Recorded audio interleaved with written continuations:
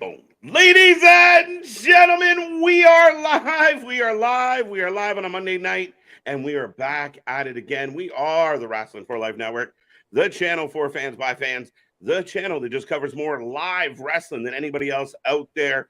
This is what we do, folks, and we got WWE RAW kicking off another wonderful week in wrestling. I hope everyone out there is feeling good. You're ready to strap in and strap on for 3+ hours. Me and that guy are going to take you through all the fun. So put a smile on your face and let's go.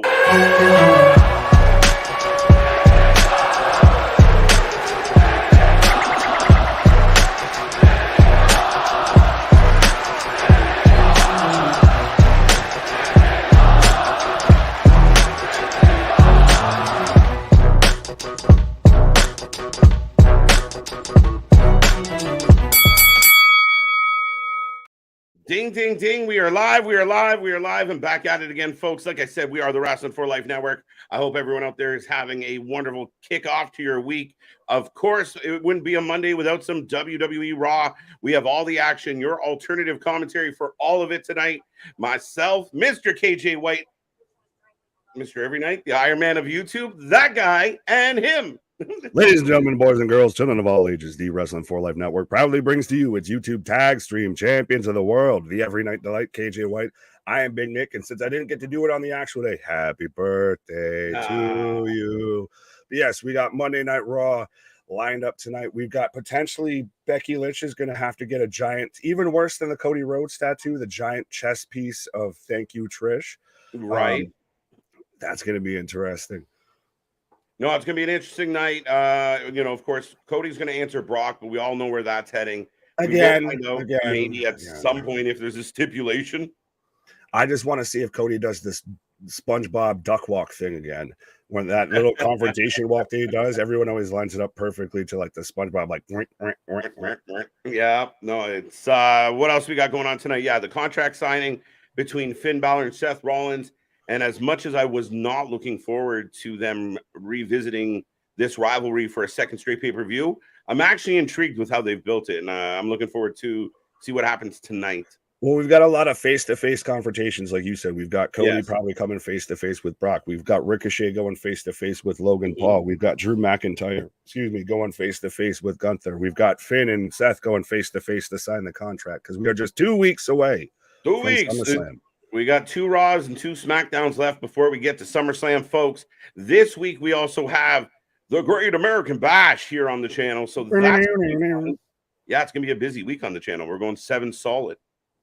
Yeah, we tend to usually, even if we're not here live, we still got like last weekend on last Sunday. Actually, yesterday we dropped the interview with Jay Bougie. If we're not here live, we always got content for you. That's it, folks. And like Nick said, we did just drop our latest interview with Mr. Jay Bougie, Mr. PWI. He came by. Go check out that interview. Of course, Luna's Lounge is always kicking around. We got more content coming your way. We got more original content coming your way, more interviews, and of course, our bread and butter, our live streams. So if you're in the chat, if you're new here, even if you're old here, say hello. Don't be afraid and become one of these. Right. I was going to say we should get to the peoples and shout out Scott, my buddy, for being a new member. Absolutely. I started to go one way and just got fumbly bumbly. Yeah, I'll let it go. It's hilarious. Right. But what up, Scott? Thank you very much for becoming a new member. Speaking of members, we got James here too. Let me talk to you. What's up, y'all? We got Alexis, who was the title holder here. She was telling everybody, "Get out of my swamp." Oh, that's a good point. I can. Yeah. Well, I saw TBD there. I didn't know if you were putting that on the line already for Great American Bash. No, Alexis gets to be the champ until Great American Bash. It's title up for grabs Sunday. Get out of my swamp. So see, there we go. I should have read her comment. There we go. That's what I get for not reading. Richard, what up? We got the other Richard as well. What up? We got Greg, we got Ronnie, we got Boston White, we got Rocco. Season 2 of NXT Husky Harris Pro was Cody Rhodes, and Cody failed on Husky winning, so now Bray Wyatt wants payback on Cody. Okay. That's a bit of a reach for a purpose, but I see what for the people that have been upset about the Brock Lesnar Cody reasoning for the feud, I mean, that one's much, it's more of a reason than Brock. It's a story. I'll give you that. It's Yeah, not exactly. a good We'll take story, that. but it's a story. Right? There But you we go. got Richard as well becoming a member. We got the memberships over here popping up. But so I will remind everybody, we do have the memberships that get you the custom emojis, all the special tiers and everything like that. We're still going to keep adding to that. We still also have the super chats, the super stickers, if you want to make sure you stand out, because we're still about little under a half hour away before the show even kicks off, and we're only filling up as it is. And we do got the merch store, the Twitter, the Instagrams, the Discord, the TikToks. We got anything and everything for you. The Swimmies, the Swampsies. And you know what? To be honest, I'll accept the new memberships and any stickers or chats as a birthday gift. So thank you. There we go. Let's go. Yeah. Say happy birthday to KJ. There we go. Right. But I joined the Foot Clan. Yes. Then James showing off the custom emojis that you get, though, too, would be coming out in July. Yeah. Hey, guys, does Lita return tonight to help against Trish and Zoe? No, I want Mickey to do it. I've sold Mickey, myself. You're so fun. You're so fun. You blow my mind, hey, Mickey. Mm-hmm. I want Mickey to be the one that comes in and helps Becky Lynch. Fair enough. But speaking of us, last but not least, Damien, the Judgment Day kickoff Monday Night Raw. What up, my guy? That would be interesting. They've kicked off quite a few, so it wouldn't shock me. Well, you had the whole thing going around how Dom main evented every show, and people were now including that because he main evented, I guess, their house shows in Mexico. That now he's the first person to main event, 4 nights out of the week and all of this. Like, they're just any sort of accolade now that we can put on this kid. Let's have it. I mean, but he had a good week. And I mean, considering, again, you and I, not that long ago sat on streams and they're like, you got to do something with this kid. It doesn't make sense that he's trying to fight Bobby Lashley. What are we doing with this kid? And now this guy's main event and everything. He's everywhere. He's got a belt. We're like, holy shit. Did you hear though the controversy, which by the way, Alexis says, happy birthday, KJ. Scott says, the lovely 4 life. But did you hear the controversy that was circulating the wrestling news that Dom Mysterio kissed mommy Rhea Ripley? He gave her a nice little peck on the cheek. Did you and see everybody was running with that story. Like, can you believe this? He kissed her. Oh my God, Buddy Murphy should be ashamed. Like, are you kidding me, people? People keep bringing up the Buddy Murphy thing, and I'm laughing, right? Like, oh, he's a cuck. Guys, I mean, there is husbands and wives who are in Hollywood. He's no Miro. Right? Like, there's sex scenes that people aren't like, now we got to get a divorce. Unless you're fucking, Brad Pitt, who seems to. Anyway, moving on. Anyways. Gilly, what's up, fellas? Happy birthday, KJ. Brandon, what's up, 4 Life Gang? How was your weekend? Lovely. Absolutely lovely. I was going to say, cake field, apparently. Yeah. Good old ice cream cake. Right. Best cake there is. July 23rd, when Canada stood still for B-Day for the big beard of KJ White Delight every night. Had a nice one Sunday. Why? Yes. Thank you for that, Rocco. And I came out of the womb with this. So thank you for acknowledging. So, it's a Canadian thing. Where's the instead of like Mark Henry and Mae Young, instead of a hand, it was a beard. The rest of you just grew around it. Doctor held me by the beard and smacked my ass. Hey now. What? James says, how's the new tat, KJ? Oh, wow. It's good. Healing nicely. It was almost like these people pay attention to what we say. Holy shit. It was good. 5 hours in the chair, and I'm really happy with it. Well, here, Scott's giving you $2. Do something strange for exchange to help you feel better after 5 hours in the chair getting a tattoo. Happy birthday, KJ. Have a drink on me. Why? Thank you. Richard says, SRS said that Dom will face Sammy tonight for the North American title. It just sounds like a weird Raw match to have. It's a weird Raw match, I think. Sorry. Okay. No, I agreed with you. I said the exact same thing. Yeah.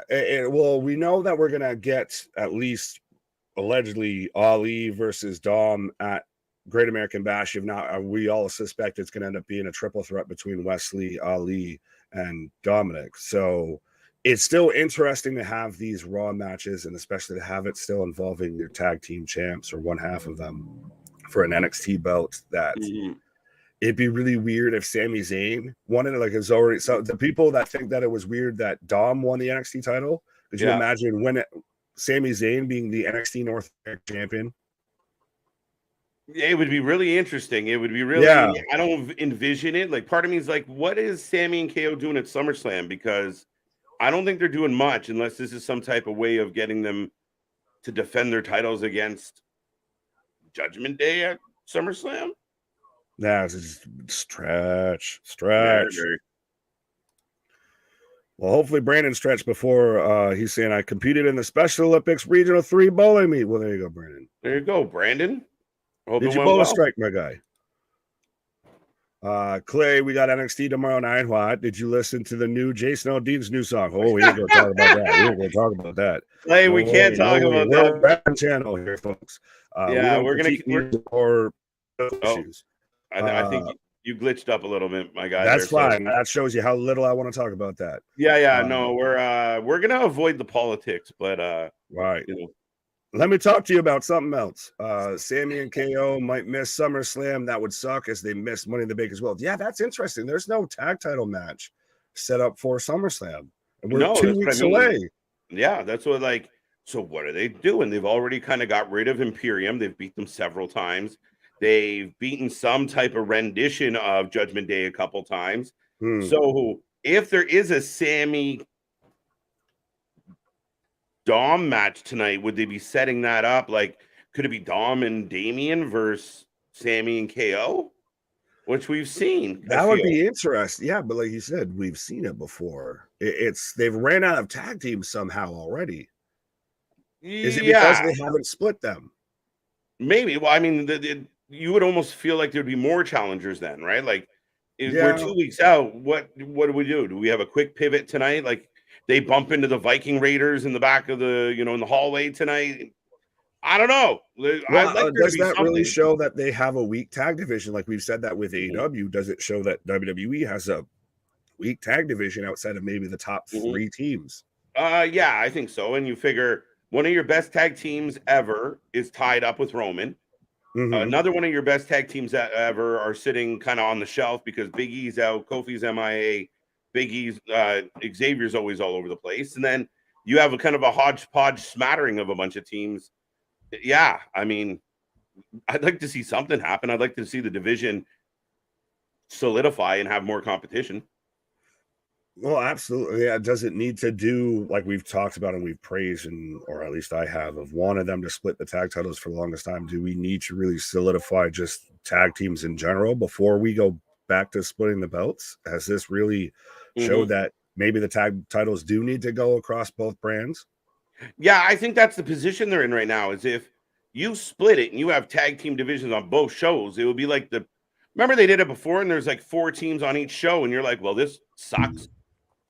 When you start getting random teams that were not really getting much momentum behind them that would hold the tag titles just because they needed somebody on that brand to hold the tag titles.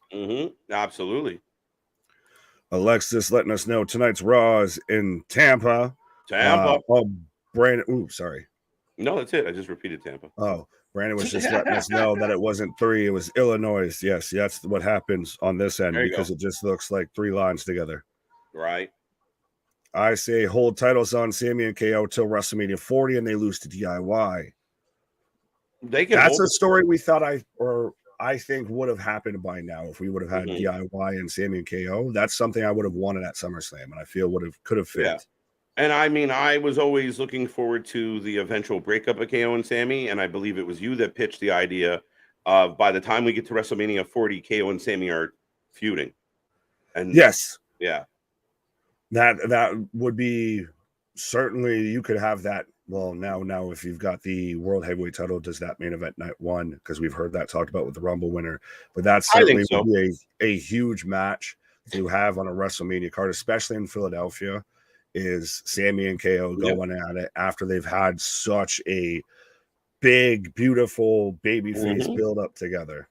I think so.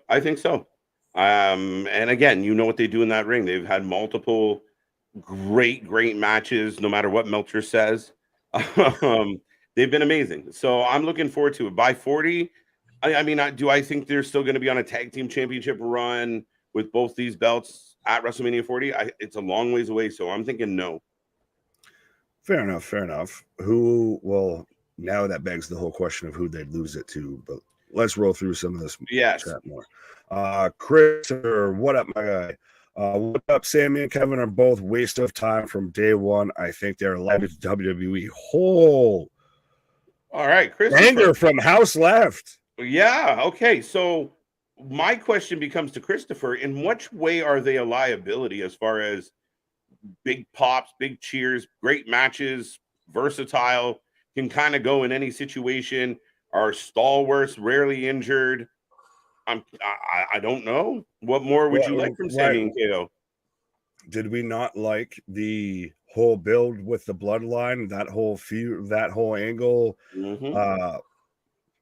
Roman and Sammy in Montreal. Like, I see there is no pleasing you. Yeah, I'm just curious of the liability part.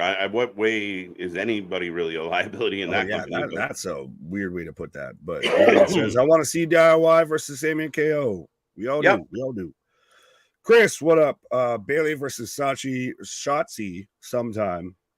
Coming soon. Right. And I like what they're doing with Shotzi. I don't care what the critics say. I like what they're doing with her. Yeah, that's just kind of an asshole take of even before you had to know that it was attached to her sister. It was still, it fit kind of just her character as this punk rocker chick anyways. Shocked me. Like, I liked it. The, even last week where she's flashing on the screen and it's tripping Bailey out. I'm good with it. Right. Why can't we have more female characters kind of with an edge to it? How many female Undertakers have we had in history that's been utilized or put on a big stage? Not many. Well, the only company that's really done anything like that and been successful with something of that, like you were talking about there, is Impact with, I'd say, Rosemary. Yep. That would be really probably the best example. I mean, you could maybe talk about like Jessica Havoc, but Rosemary was really the blueprint. Yeah, Su Yung is the other one I think of off the top of my head. But I mean, at the end of the day, I have no problem with it. I like this little edge to her. Makes her unique. Well, that thing is, she comes off as being actually serious, and it's not just the hair cutting things initially starts off little, high schoolish, but she comes off now as an actual serious badass. Yeah, I'm okay with it. Richard, I can see Ciampa turn heel in a Sammy and KO DIY match and starting a feud with KO. Trusting Ciampa just for Ciampa to low blow him and cost them their titles. Wait, Richard, hold on. You cross streams there. Like the Ghostbusters say, never cross streams. I can see Ciampa turn heel. But why? Not yet. I mean, we haven't even got it yet. We're already breaking them up. Starting a feud. Well, and that they'd apparently trade partners in his story. It'd be swing your partner round and round. Little musical chairs. A bit of a reach, Richard. I think I think we could definitely get a DIY Sammy KO rivalry. That's as far as we're probably going to trade. Right. I heard a rumor is Alicia Fox coming back to WWE. Probably not, Terrence. Let's hope not. Well, I don't want to say I hope not, because it's so interesting how she was like one of the longest tenured people on the roster for the longest time. Granted, this woman never had, I believe, any singles match ever that I can recall. Maybe not many. I don't know. I think Alicia Fox had her day. Toodles. She was perfect. She fit in the Divas era. Now we can move on. Fair enough. Can Shotzi's new personality be similar to Killer Kelly? You can talk about this more because you watch Impact more regularly. Yeah, kind of in that vein, right? Like, I mean, kind of like a Killer Kelly or a Masha or why did her name just leave me? It's the lady from Toronto. But either way, again, that punk rock, that edge, that I don't take shit. I'm gonna come out. I'm gonna smash mouth. I'm gonna be an edgy female wrestler, which I think there's not enough edgy female wrestlers. Rhea Ripley. Hey, now you're an all-star. Get your game on. Go play. Right. But no, Killer Kelly and Masha are probably two of my favorites on, like, in women's wrestling right now. because they're believable badasses. Yeah. Them as a team is amazing. And they just won the 100%. titles. Like, it's outstanding. And both of them have been kind to the channel. So go show them some love. Right. Absolutely. As I'm getting a little bit of a hype up here for what we can expect on Monday Night Raw. We've got Logan Paul will be live. Yeah. And we're getting Cody the contract signing. I was going to say, so over under 50-50 odds, we'll just get predictions in now of who you think goes through the contract signing table, because someone always goes through the table. Now, will it be Seth, Finn, or should we say nondescript member of Judgment Day? Because it could be Damien, it could be Rhea for all we know. Probably it'll be Dom, honestly. If we're going to say anything, it probably might be Dom. I'm going to say Seth. Seth goes to the table? Yeah, I think so. We're 2 weeks away. You let Finn look like a badass. You let Judgment Day look like they have the upper hand and they're a little cohesive, even if they're not. Okay. I get where you're going, because I forget that it's not the go home, because normally if you have the heel look big on the go home, then clearly the baby face is winning. Yeah, Alexa's got you covered there. Now, does Damien put him through the table, or does Finn? My follow-up question, sir. That's an interesting thing. That'd be really interesting, right? Like, Finn throws a punch, Damien picks him up and jacks him. That's a nice follow-up. Let's say Finn puts him through nonetheless. Okay, so out of that option, I'd say Damien ends up putting him through it, and then we still get the side eye from Finn the whole time. Right. And you still get, that's the way, like what we've been doing with EO with the triple threat for the women's belt, we can still hint at maybe Damien cashes in here. I think overall, I think I kind of said it before. I think Dom ends up being the one going through the table, because he'll be the cannon fodder for Finn avoiding it. Very interesting. Right. What's up, guys? How you doing? Let's hope it's a great Raw tonight. We're always hoping for great wrestling, but remember, if the wrestling sucks, we never do. Right, but Avengers, go tell all your other wrestling friends and everybody else that's watching right now. Go tell your wrestling friends to assemble over here. Let's go. Let's jack this stream up tonight, folks. We are about 7 minutes away. Yeah, I got about 7 right now. Right. Will Chelsea Green be punished by WWE for the Matt Cardona women's tag belt situation? No, not at all. Matt Cardona's coming back, guys. We are going to see Matt Cardona in a ring. Even if he's not, do you think Matt Cardona would be that stupid to do something like that would risk everything that's going on with Chelsea right now after she's come back to the company? She's getting a push. She just won a fucking championship. Do you think he'd sit there and do that just so he can work an angle on an indie show? Like, he's not dumb. That's part of why he is the most sought after free agent still, and is still established himself as a guy who can make a living and make it profitable outside of WWE, outside of a big company. Yeah, something I heard him say recently just gave me the feeling like if there was he seems to have had a lot of things in the works, things rolling, and I think there's potential if he is going to make the decision. And I'm saying I think it's almost a foregone conclusion, but I think he has a bunch of things he wants to take care of before making that turn. Fair enough. Well, everybody's instantly Scott saying it was a replica belt. Bonkers letting us know it was a replica belt. Bonkers, what up, my guy? Yeah. So, like I said, if he's not going to do anything, sorry, go ahead. No, go. I was just going to say he's not going to do anything. He's got a whole plan behind all of this. Yeah, no, it's not a bad thing. But and then for all the people that said Chelsea Green had made a huge mistake by choosing this, saw an interview with her at this Cody Rhodes premiere thing, and man, I mean, she's thrilled. I got to be at WrestleMania. I had a lot of other moments. I got a belt on my shoulders. Life is good. So for those who thought she had ruined her life by going back to the WWE, she seems to be pretty good with it. Yeah, I would think so. I think so. So we'll real quick, as we're about 4 minutes away, do we want to touch on this? Because I've seen this floating around and Damien brings it up. It's official, quote unquote. Brian Pillman Jr. has officially signed with WWE starting on NXT at the end of August. Yep. Great job. Smart move. And this is going to be when you see contracts on guys like Pillman Jr. come up, or a Wardlow, or a Hobbs, or a Ricky Starks, or some of these wrestlers that never really got their fair shake in AEW, WWE is going to return the favor. And it will happen in both directions for the rest, as long as both companies are still kicking. Brian Pillman Jr. is a good pickup. There's lineage there. There's a connection to the WWE. And if you train him and develop him, man, Brian Pillman could do extremely well in NXT and parlay that into something he can do on the main roster.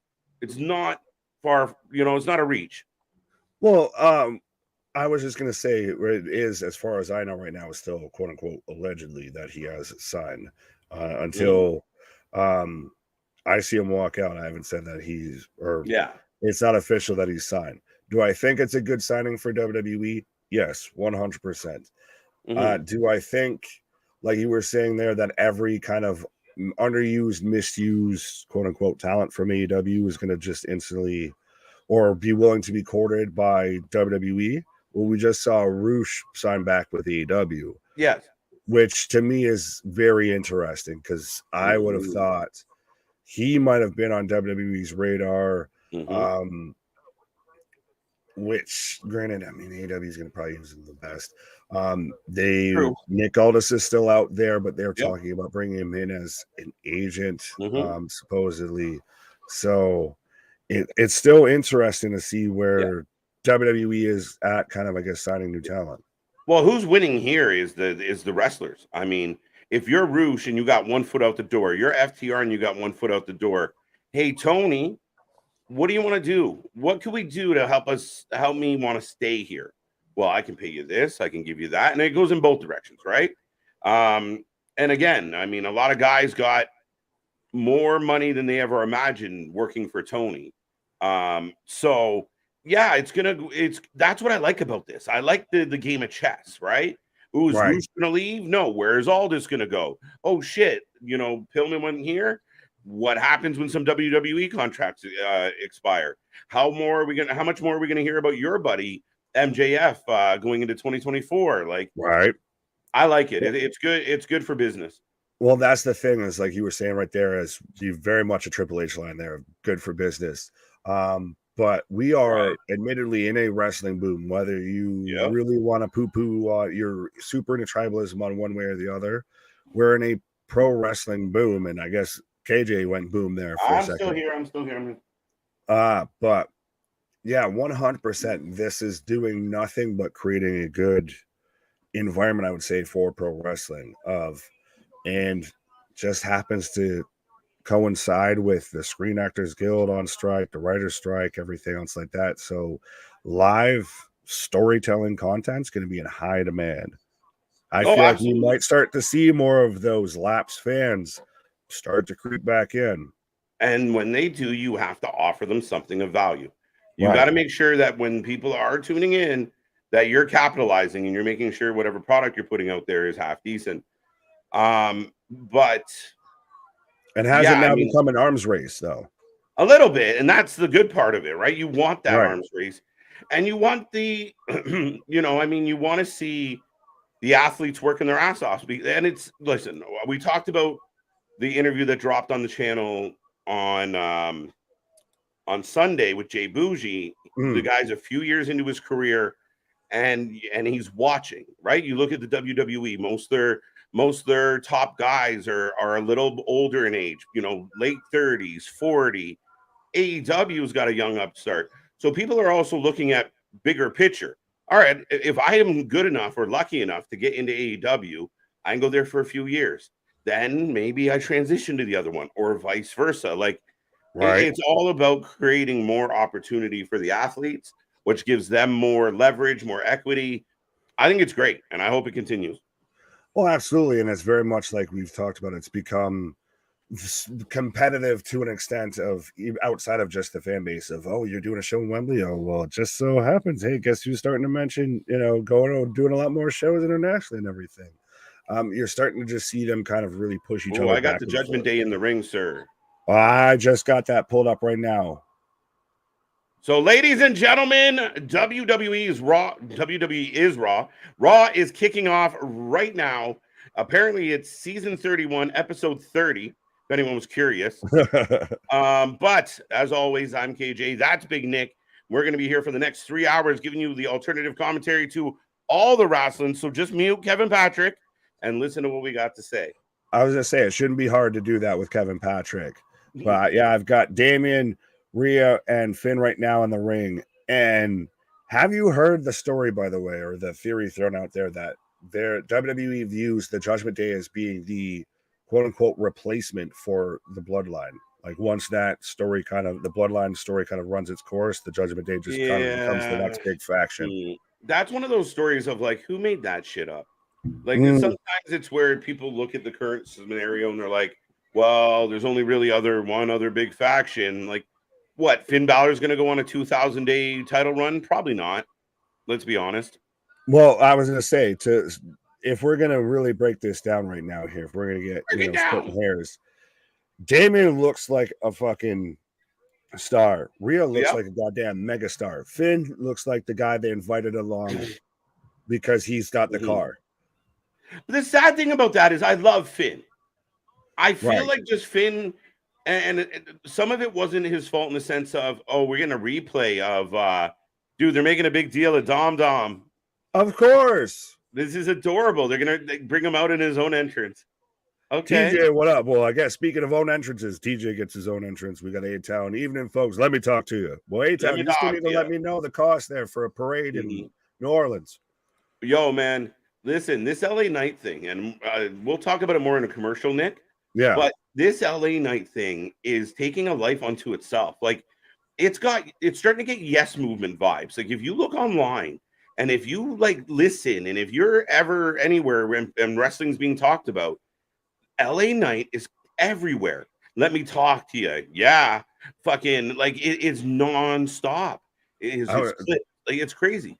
Oh, absolutely. You saw the whole circulation of every like little advertisement or anything that LA Knight's ever been in. Yeah. I've seen Christ, the Yeah Movement Twitter profile just ballooned off its ass. I followed a Twitter page where it was like the Yeah Movement today. Yes, that's what I'm talking about. Yeah. Right? Like shit, it is growing. And good for him. And speaking of growing, we are growing, and help us keep growing, folks, by the way. Right. But Louie, what up? Louie on the scene like Mean Gene or Gene Mean. What it do, wrestling fans? Oh, my God. Hey, yo, wide. He looks like a goddamn superstar, though. So Rhea Ripley is giving Dirty Dom his own entrance now. Like they're billing it. The fans are hating it. The hottest man I know, my Latino heat. Right? Odale. Man, he's... And the Boo Birds are out heavy. Look. It's funny because the other day I was listening to his theme song. I'm like, I didn't even really realize he had a theme song. Yeah. I just always... It's either like Rhea's Judgment Days, or I just picture I start playing Eddie's in my head. Right. I lie, I cheat, I steal. Right. I cheat, I steal. This kid has managed to get himself nuclear heat. It's crazy. And he wrestles well enough that it's believable as far as being a chicken shit. Like, cheating to win. He cheated to win the North American title. I saw some people online of like, why would he cheat? I'm like, are you guys not paying attention at all? But does this not ultimately speak to, like we talked about a bit briefly earlier, of that we're in a wrestling boom period and we just aren't realizing it yet, of merch stores. We're having actual wrestlers within WWE compete amongst each other for the highest merch. Yeah. Merch sales are breaking records. Live audiences are breaking records. Stadium shows are breaking records. WWE hasn't done a lot on a U.S. pay-per-view until their last one. Yeah. We're across the board. People are coming back to pro wrestling, and I think that's part of why we're able to see these huge reactions for Dom, these big, huge pops for LA Knight, these big reactions for Cody even, or for the Bloodline. And you know what? I give the WWE credit in their strategizing because, again, you felt like the product was getting a little bit stale and you're going back to the same markets. All of a sudden you see the reports coming out of Mexico. We saw Puerto Rico. We saw Montreal. We saw London. Like they're okay. And then we'll circle back and you get back to the US crowd. Now they're eager to see them again. And again, like you said, everything that's being reported is huge numbers. Like, fuck, AEW going to do 80,000 in Wembley? Are they going to go for that record? They're climbing.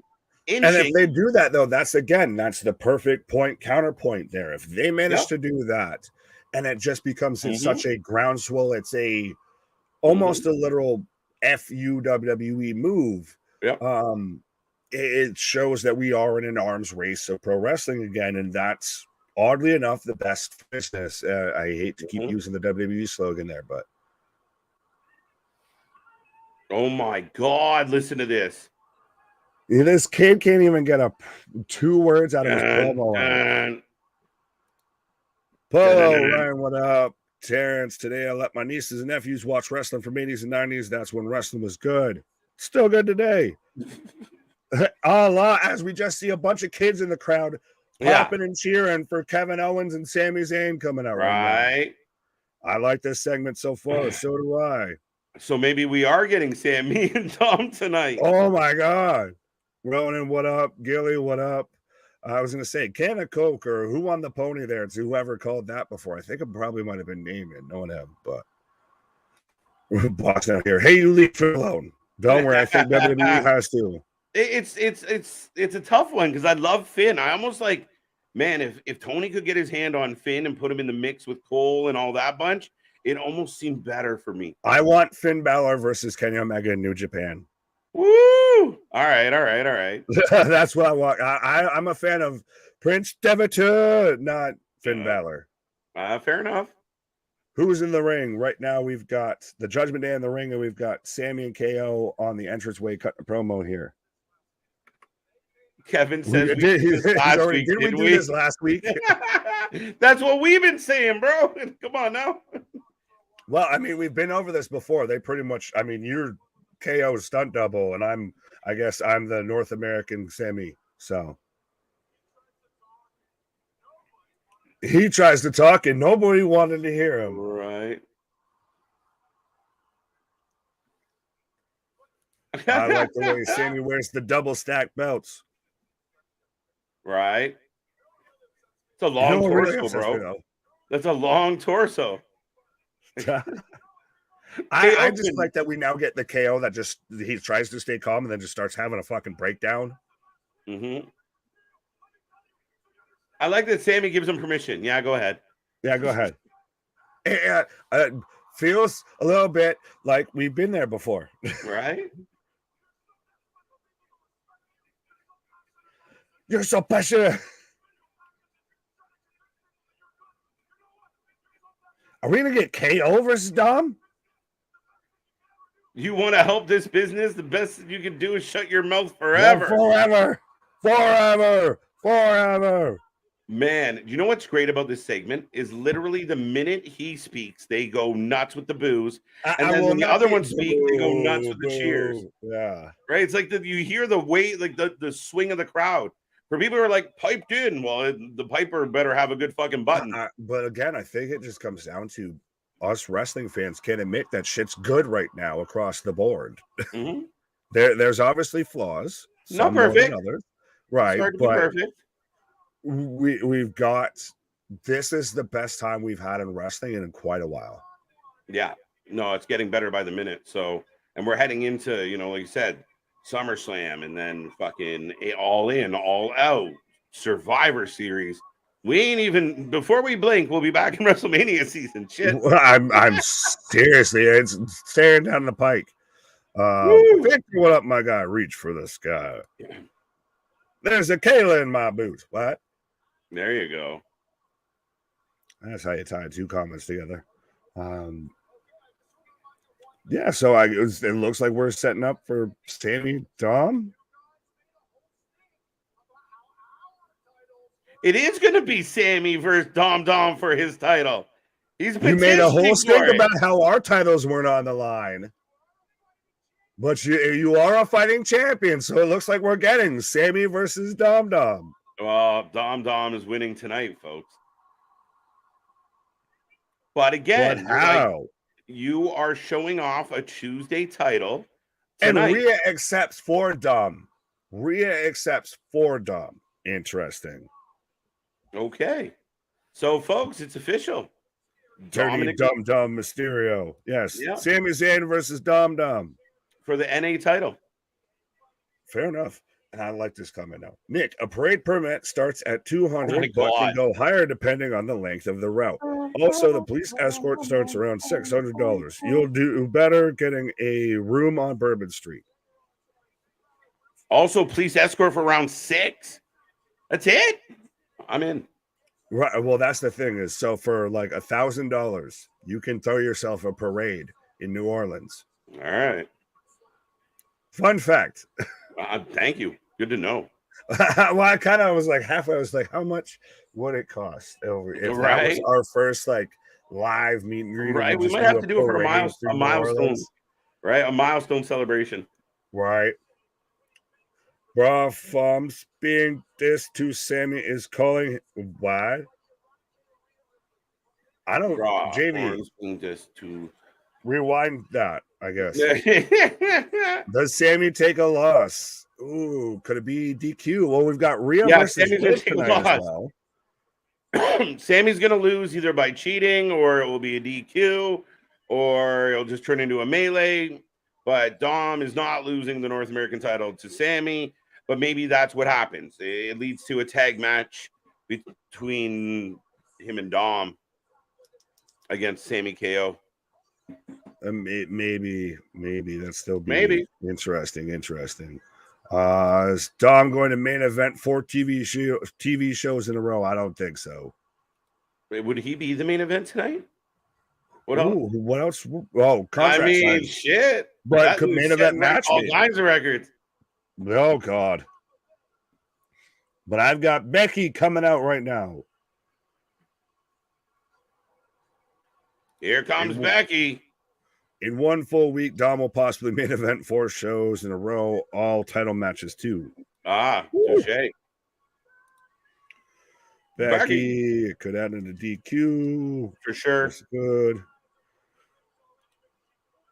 I really wanted Brock Lesnar to be on an episode of Vikings. The man is literally a Viking. Well, fun fact, he almost was also a Minnesota Viking. Yeah, fair enough. Put him with the Viking Raiders. Call it even. That becomes his faction. Yeah. Could you imagine?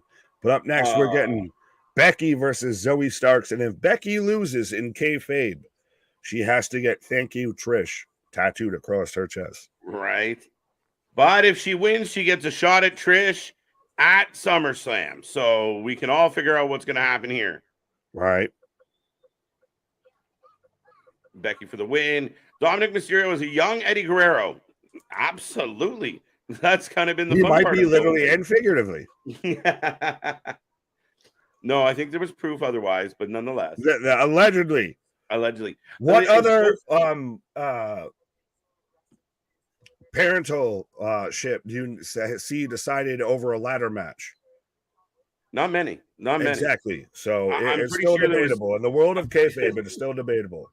I'm sure there's people out there that wishes that's how it went. We have a match for it. Gotta have a ladder match.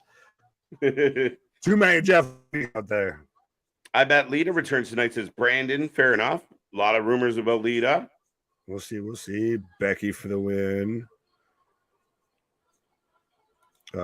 Dale's got Becky for the win. Bash says, hey, y'all. Alexis, Becky for the win. Richard, the match is on Raw tonight. Becky, Zoe, Dom, Sammy, Liv, Rhea, Apollo, Priest, and Drew Ludwig.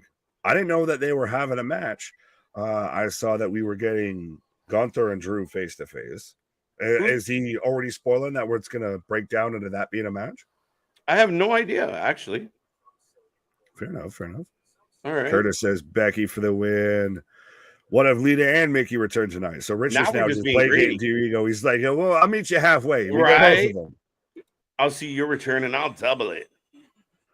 Steve's taking Zoe, never picking against his girl, apparently. Well, this one made me. Okay, yeah, go. I pray. Pray. gets her rematch at SummerSlam. Sorry, I wasn't sure which one you were talking about. No. I was going to click on JV's real quick. Trish has overshadowed her. No, that's what's like. This has been played perfect. There's no overshadowing. Zoe Starks is brand new. The crowd at large don't know her yet. So you're putting Trish in there to amplify her. It's not overshadowing. It's mentoring. Yeah, it does at times, I guess, a little bit teeter on that line. But I would say that, like you said, ultimately this is a way that it's introducing a big chunk of the main audience that doesn't watch NXT, as we've even seen on the channel, that don't watch NXT, into who Zoe Starks is. Now, granted, has Zoe been a little clunky and a little awkward throughout all of this? Absolutely. I agree. But and to that's say why it's overshadowed her, I don't think so. Granted, no. Trish is also the star in the whole situation, so she's kind of still got to have the prominent spot. Yeah, no, I agree with that. And I mean, at the end of the day, that's how, like, Trish is the focal point, but eventually, the reins get passed on. It's like Bailey was the kind of the focal point of Damage Control, because it's talent that is still learning their way. You were right. Zoe is a bit clunky still. So that's how it works. I mean, it's not overshadowing. If Zoe went on her own, then people would be less interested. Right. Well, speaking of overshadowing, we will never overshadow the chat here. No. Victor saying, KJ and Nick, did you hear supposedly WWE is interested in Big Swole to join the Hurt Business 2.0? I have not heard that. Real. I have not heard that. But, I mean, unless they think they can run her through some developmental because she needs it, I'd be shocked. I'd see her more in the group that's with, like, Lash Legend and Noam Dar and everything. I think she'd start off in NXT. They have enough people, bro. Well, trust me, like I said, I think that's a bit of a stretch there. But Curtis is saying, Wrasslin for Life family, acknowledge KJ and Nick by slamming that like button. By order of the Prince of the Mid-South. So yes, by order of the great Prince of the Mid-South. Prince Spirit deceive, I bless he. Make sure that was a stretch. Make sure you hit that like button, that subscribe button, that bell notification. Be a member, as we've already had Richard and Scott become members tonight as well. It's like joining the Stonecutters. Where were we at? Oh, Becky winning. She ain't getting a title. Okay, she ain't getting a tattoo. Yeah, no. Oh, it says okay. I got you. Yeah. Yeah, would that be the worst tattoo next to Cody Rhodes' neck tattoo? I would probably be okay with "Thank you, Trish" tattooed on me. Well, I don't know Becky, but I think I could get over it. Right. I think I could be okay with it. Right. Aaron, what up? He's saying, new job today, guys. Shout out. Congratulations, my guy. Congrats, Aaron.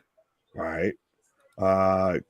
Go, Becky. Put talent over. Becky for the win. There you go. Okay, KJ, but who needs their match at SummerSlam more, Zoe or Trish? Would define who needs it more? Like, Zoe doesn't need a match more or less than Trish. Trish being involved in the match because of who she is and the marquee value. Zoe's not there. Zoe doesn't need that match yet. She's developing. Like, you gotta understand, you don't just walk into main events. The clock is ticking on Trish. Yeah. So yeah, like this, like, who needs it more? I don't know who they're building up right now. And like I said, Zoe's new. Like, Zoe will be involved in other SummerSlams. Right. And she'll be effectively involved in this one. Steve-O says, what's up, guys? T, hello, this is Heather. Well, hello, Heather T. T, Heather. What's up? Would that make you Theather if you're T, Heather? Teether. Rhea is fired. Yeah.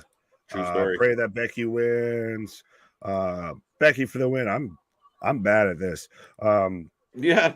KJ and Nick, Becky for the win. Right. I don't like Becky, but I see her winning. I'm picking Zoe for the win. The man for the win. Becky for the win. Oh, sorry. No, I'm just fucking trying to have that jump in the middle. Like the one, like, oh, Stop. I see what you did. Most days. Right. Oh. I'm getting a preview to SummerSlam in Detroit. Right on. I'm getting the match right now. So that was a moments ago. What's up, Steve-O? If we haven't said it yet, probably did. All right. Two count. Becky with a 2 count. All right. What's this one say? KJ, it's not that you don't need the Trish with Starks, but it would be better if Trish would be there to put Zoe Starks over. And I don't see it. Well, only time will tell. Yeah, I think in time, right? Zoe had her moments, like, even being involved in the ladder match. And I just think there's a transition that will happen, right? And I mean, there's a handoff. I just don't think I'll put it this way, JV. The overshadowing is on purpose. So if there is, it's Trish freaking Stratus. That's the way it is.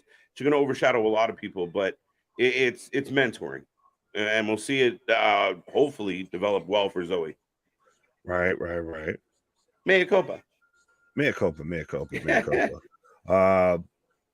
Bobby's shouting out Heather, Feather. I'm going to just unfortunately call you Feather. And I'm not Mike Tyson. Greg, what up? Come on, Becky.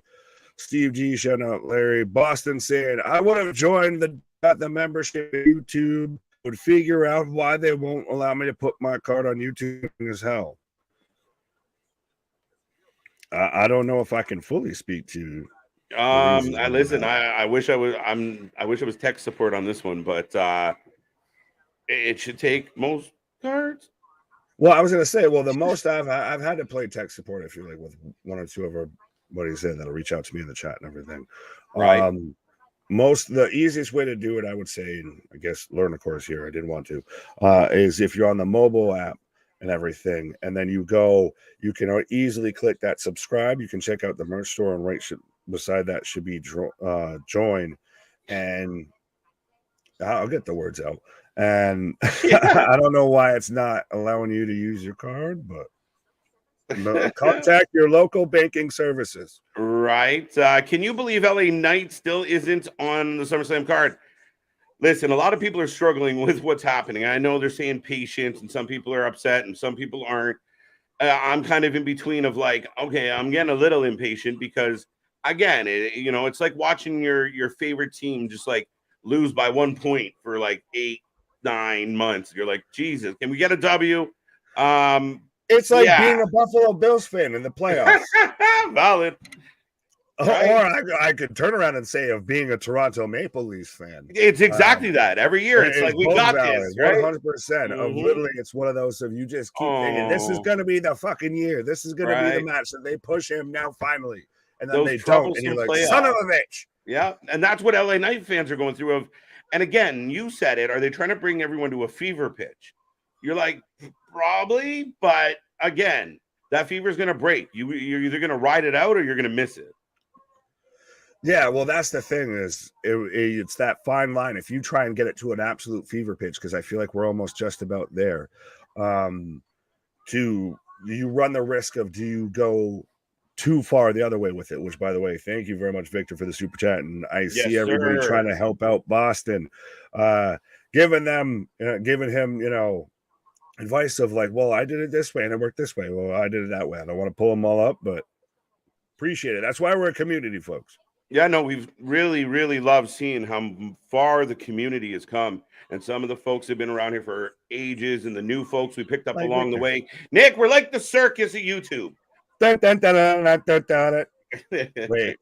what? We're the Wyatt family. Yeah, we just collect.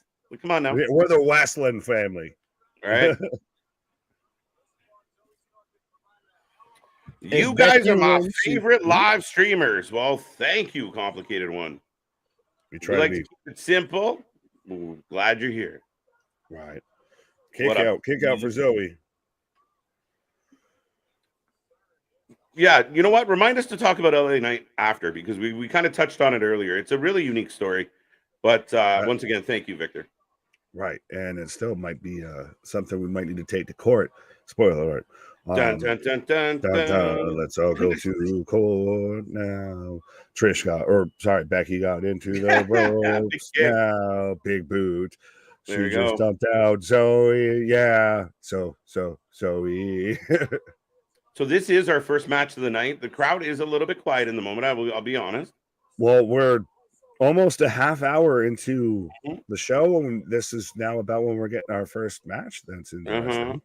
But I mean, the opening segment and such was pretty good, energy Yep. wise, and of course, Trish with the headbutt. The start was good. Just are people not as into this storyline as WWE thinks they are? Of much like what JB was kind of saying of Mm. about Zoe maybe being overshadowed by Trish. Oh, It's just no one's really wow. super into this whole feud of like no one believes Becky's getting a giant tattoo across her chest. Yeah, like I mean, and now the crowd popped for that near fall as Trish gives her a good old Glasgow kiss with the mask on, and Becky kicks out as she gets rolled back in the ring. So, folks, the match rolls on, and both it's been a good match. Now the crowd chanting. So, all right, okay, just All right. taking a breath after the excitement of booing Dom and screaming for That KO and Sammy. that is a bit of a true statement, though, of literally because you had them at such a fever pitch as we've Yeah. talked about beforehand. So anything after this is going to. This is now when you'd have your little Mhm. letdown, your breather moment. Yeah. Do you feel in that case like something like we saw tonight? Like if we go to break, come back out of break, and ding ding, it's Dom, Sammy now, and I ride miss the that. days of that being the thing. Yeah, okay. And that wouldn't be the main event. That didn't need to be the main event. Oh wow. Superplex Superplex rolled into an rolls armbar. into armbar. Yeah. Hole 101. Armbar. Hole 102. Mhm. Arm We'll accept drag. anything, Larry. We'll, fucking credit cards, cash, blood, whatever you got, we'll take it. Whoa. Do something strange for a little piece of change. Whatever gets us where we're going, folks. 2 count for Zoe, but no, I think Boston said so. The easiest way I think, and it's weird in this technology age, is if you have your stuff already kind of linked up with Google will kind of autofill it. But I don't know what you got going on in your personal life. But either way, that you're putting this much effort into it, I appreciate you and I thank you for it. It's true. It's damn I was true. gonna say, KJ even had to cheers you for that one. Absolutely. This is a funny thing, Steve G. I don't. WWE doesn't push anyone that comes over from Oh, Impact. roll 2 count. Now, it's Wow. a bit of a bold blanket statement, but there might be some validity to that comment. Joaquin Wild, LWO, DJ Zima Ion. Oh, that's funny as shit. AJ Styles? AJ Styles? Why? Now Why? Immediately, your house of cards is falling upon itself. Well, I mean, that's why I said blanket statements are tough because there are outliers or, there are exceptions. Oh, Manhandle slam! Manhandle it's slam! over! 1, 2, 3. Oh, and Trish lost the mask again. Whoa. So, and We're they're going to get announcing her Becky again versus as the Trish. man Becky Lynch, as Homeboy's got his sign upside down. Trish looks like Cody in that mask. Dashing Trish Stratus. Dashing Trish Stratus. That's a whole lot of. That's a lot of sounds. That's a lot of shoosh. LA Knight is not. What? Sorry. No, LA Knight is not on the SummerSlam card, but Logan Paul is. Yes, because him versus Ricochet is compelling.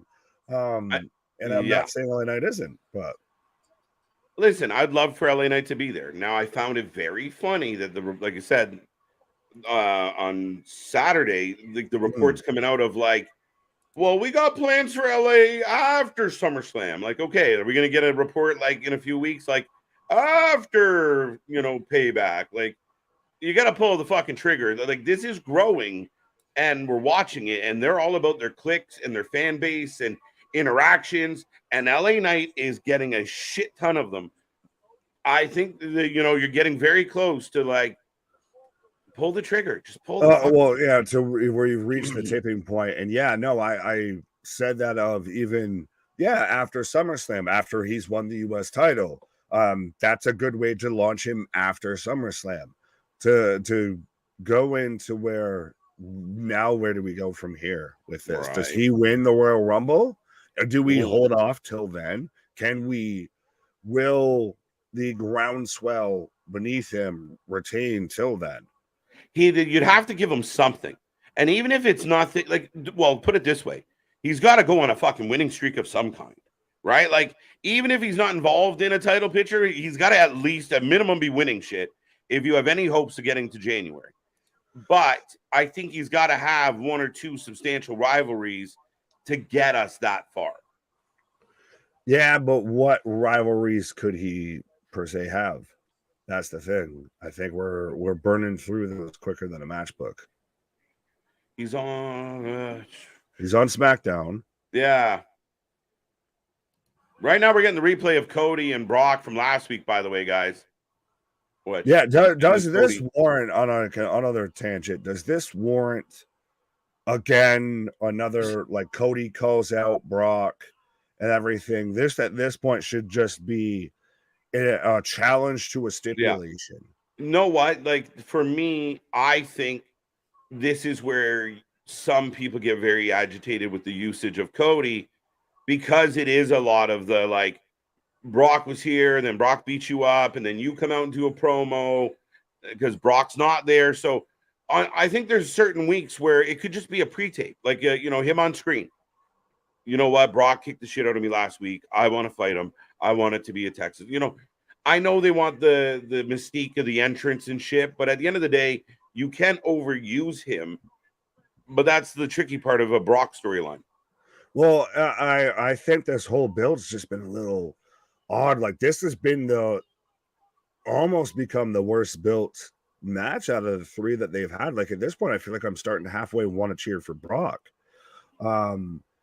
because it's every week now. If it was, you had Cody lay down the challenge and say you wait on it for a week, you let it sit there and you let it simmer, and then Brock answers, and then maybe we get a little bit of a confrontation or whatever, or they do the video package to where they're side by side and everything, and then on the final week they end up getting at it, and say that's when the strap match, the strap actually comes out that they're going to probably use in the stipulation.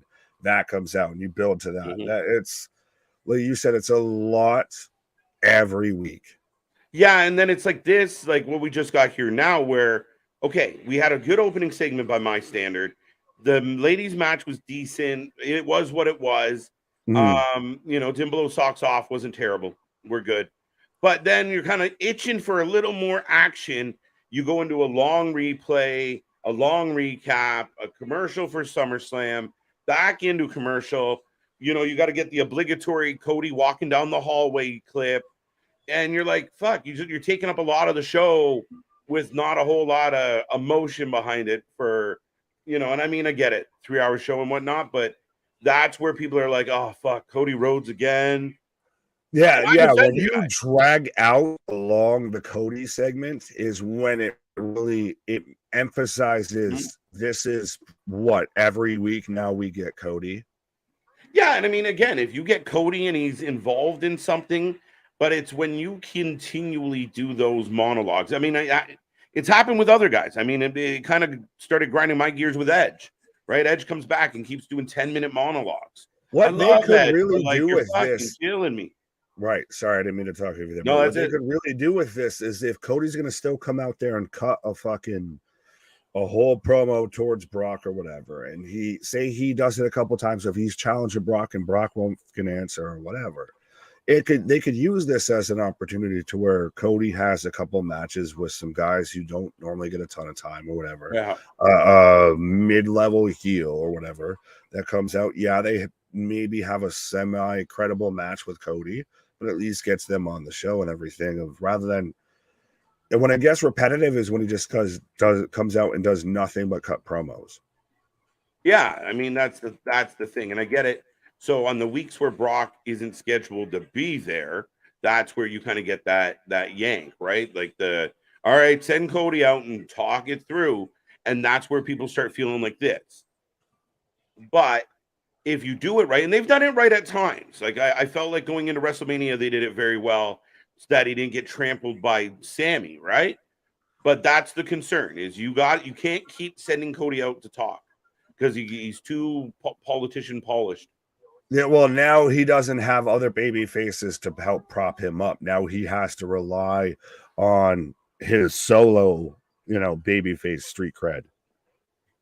Right now, folks, we are in a commercial break. We're going through Raw. We're in through the first little half an hour here, but decent start to the show. We'll see where this goes. Cody Rhodes is on his way out, like me.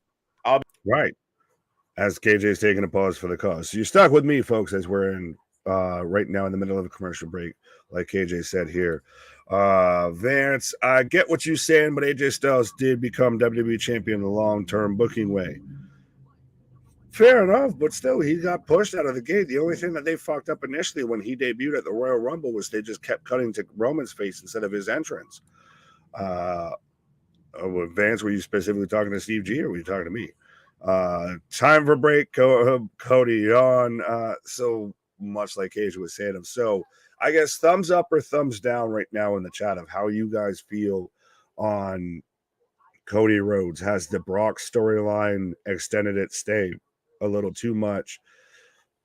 And even then, if it reaches this foregone conclusion that I think it has of to where Cody gets the win, the 1, 2, 3, in some definitive fashion, or at least a clean fashion, over Brock Lesnar at SummerSlam, where do we go from here with Cody Rhodes? Now, obviously, a lot of people have mentioned Bray Wyatt, but is that the next reasonable feud? Because I feel like Bray would kind of need a win as well.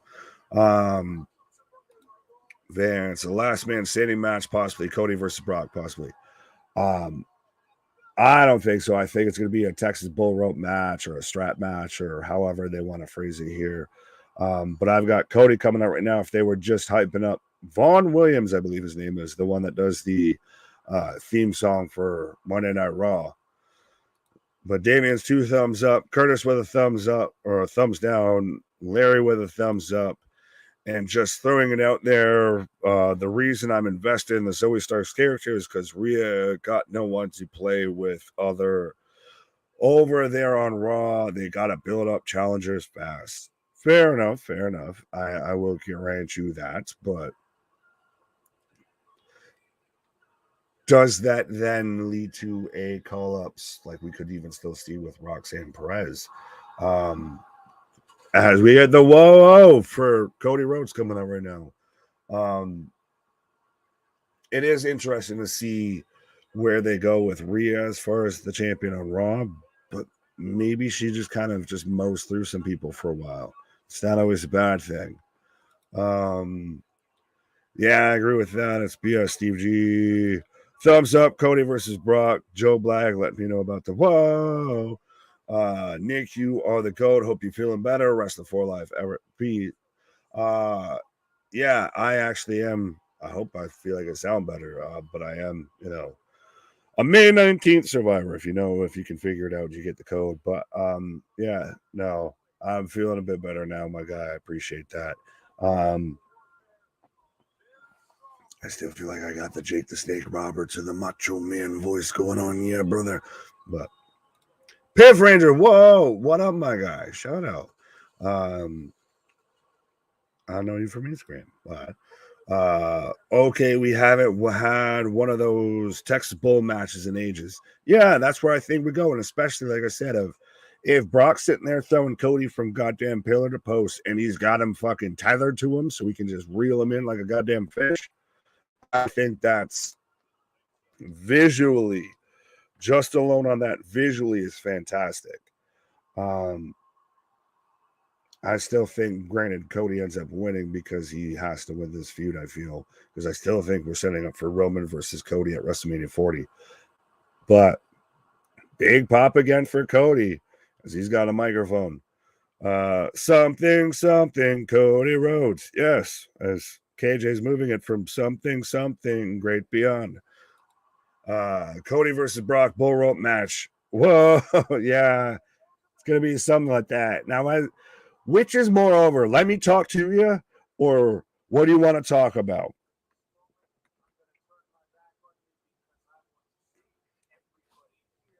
So, Cody cuts into the cam, letting everybody know that he's going to turn. This is Cody just hot dogging and grandstanding as a babyface, 100%. But it fucking works. Also, it should be Saskatchewan strap match. There we go. Yeah, there's an elk in the center of it. That's the special guest referee is an elk. Awesome. What would you rate the show so far? 0 out of 10. Ooh, interesting for a mid-show rating as we're about still 20 minutes away from the top of the hour for the first hour. So first hour rating on Monday Night Raw out of 10. Ooh. Now, do I go high because I like parts of it initially, and then still it would be a collective of like this would not be my overall rating for the show of just this, maybe this segment, this first hour. Interesting. Do I go low and expect it to be, get better? I'll cut the middle and I'll say 7 so far because I think the Becky Zoe match had its clunks.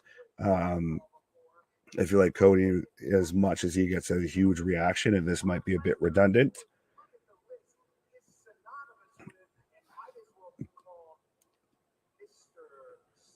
So Cody mentioned how Brock Lesnar might as well be called Mr. SummerSlam. No, I'd hate to disagree. I feel like at this point it's become Seth Rollins' show. Yeah, so for first hour so far of Monday Night Raw, I give it a 7 out of 10.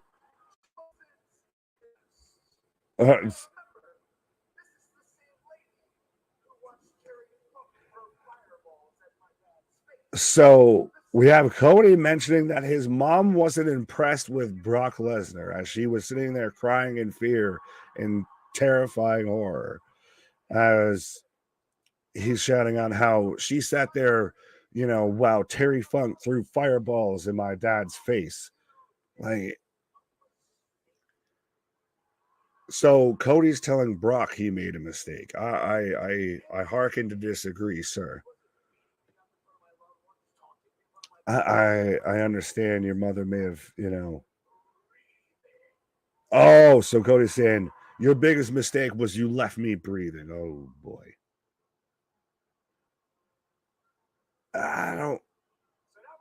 I know this is supposed to be a really big babyface promo for Cody, but I don't believe it right now. Should have lured out Lesnar with a Cuban sandwich. Why? How did I know Cody was going to say his mama? 9.5 out of 10, says Richard for rating the first hour so far. I have enjoyed the show so far. No holds barred match or Full Metal Mayhem. No strap match. That's where we're going. Nick, who's the timekeeper? Bullwinkle. Yeah. And Rocky's the special guest. There we go. I would like to see Cody versus Lesnar in a good old-fashioned cage match. No, because Brock's been in there and he'll just, F5 them or get speared out of it. Because we're getting a Cody chan. I'm holding out for the bull rope match or strap match.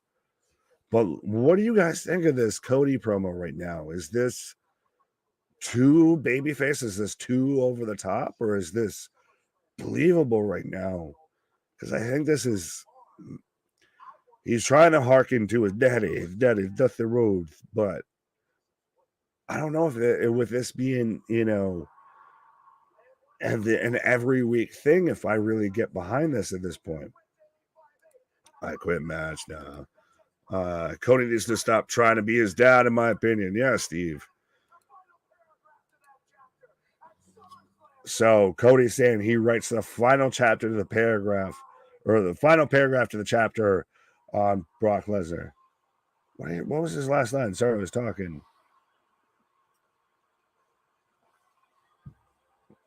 Did he just say I quit?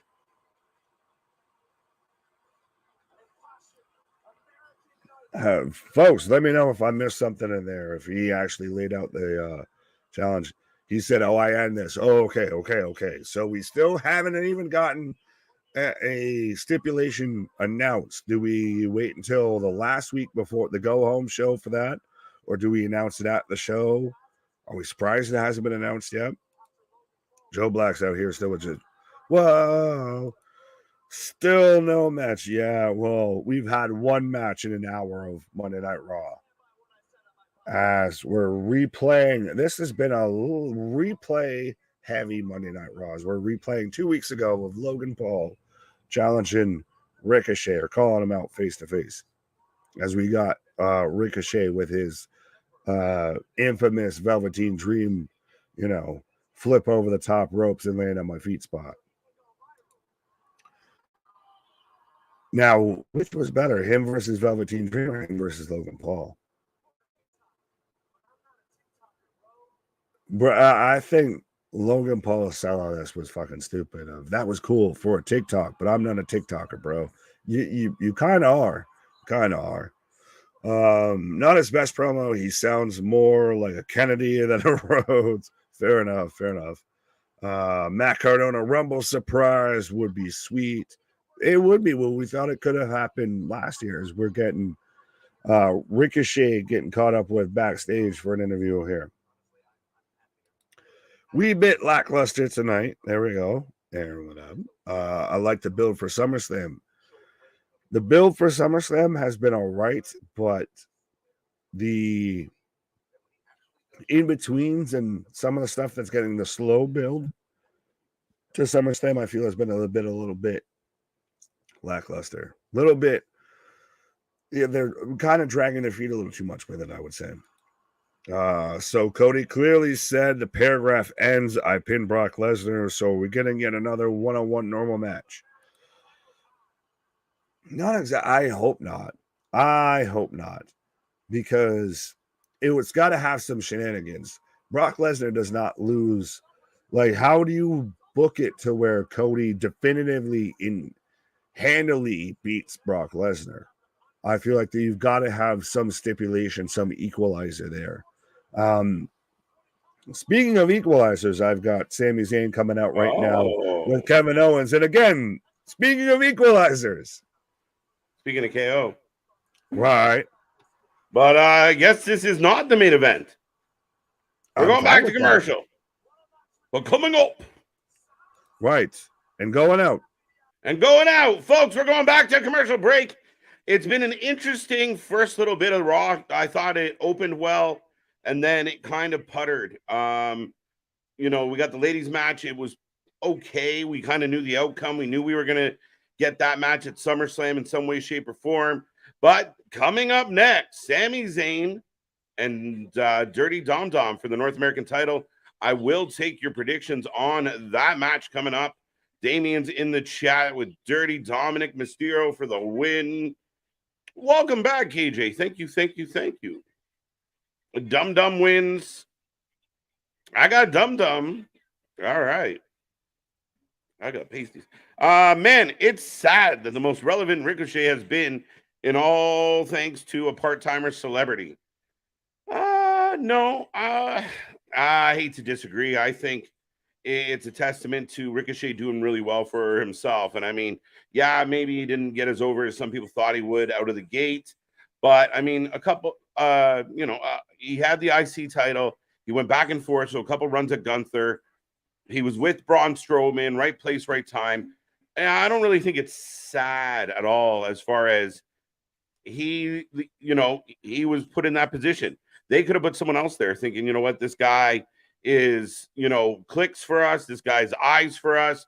We're going to put him in the ring with someone else, someone bigger, someone with a better name. So I actually think it's a positive. Dirty Dom. Bug Dumb wins. All right. Main event is Finn and Seth contract signing. Maybe Liv and Rhea, our last match. Fair enough. What face is more over? Rhodes, Sammy, or Knight? That's a really solid question. I honestly think that Knight's got the edge. Sammy's crazy over, but I don't think that he's as over as he once was. The fans still love him. They're still going crazy, but they weren't at that bloodline peak where everybody was, in fits for him. I think, honestly, right now, the hottest guy on the roster is LA Knight. And it's not just on the show, or in the building. It's on social. Like, it's everywhere. I really hope next Monday we get a stipulation. Well, we keep waiting for some type of stipulation on this match. The promo by Cody wasn't so bad. I mean, he came out, it was impassionate. Again, my complaint might be I feel like I've heard it before. I've heard him kind of go down this road before. So it's like, okay, fine. We get it. You're writing a book. All right, we're on the next chapter. So, but the fans are with him. The fans are like the huge pop on his entrance. The O is huge. Pause. And everything else that kind of comes with it. Like the fans are right there with him. So you can't knock it if it's working. Dawn for the win. Laugh my ass off. I love your guys swap out and take a pause for the cause. You fellas are the only YouTubers that do that. Yeah, we are kind of the originators of a lot of things. We appreciate that. We appreciate that. Nobody's really complimented us swapping in and out.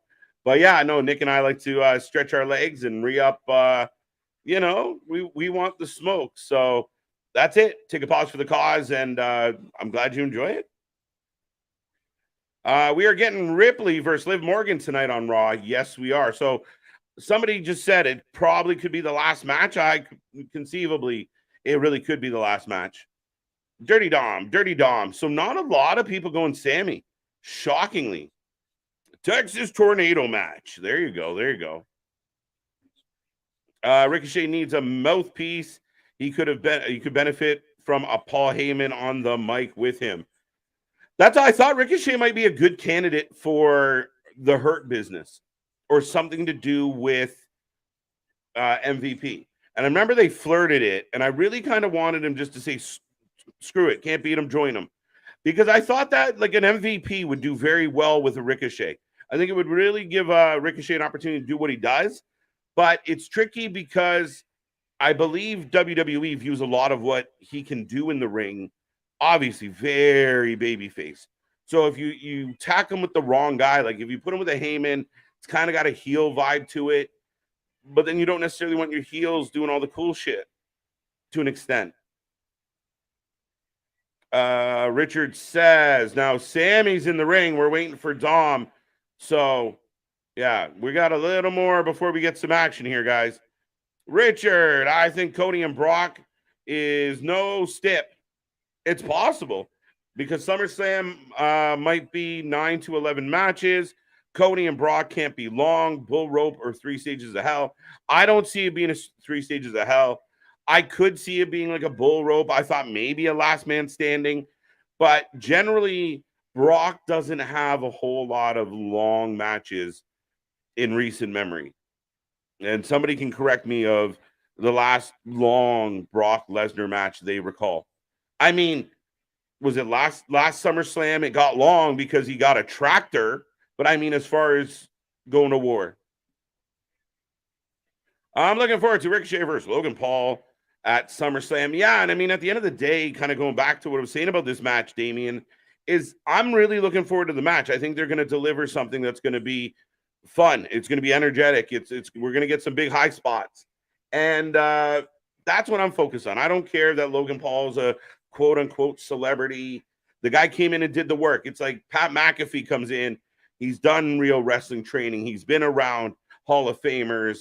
He gives us stuff about the process. Logan seems to have done the same, and he's done very well.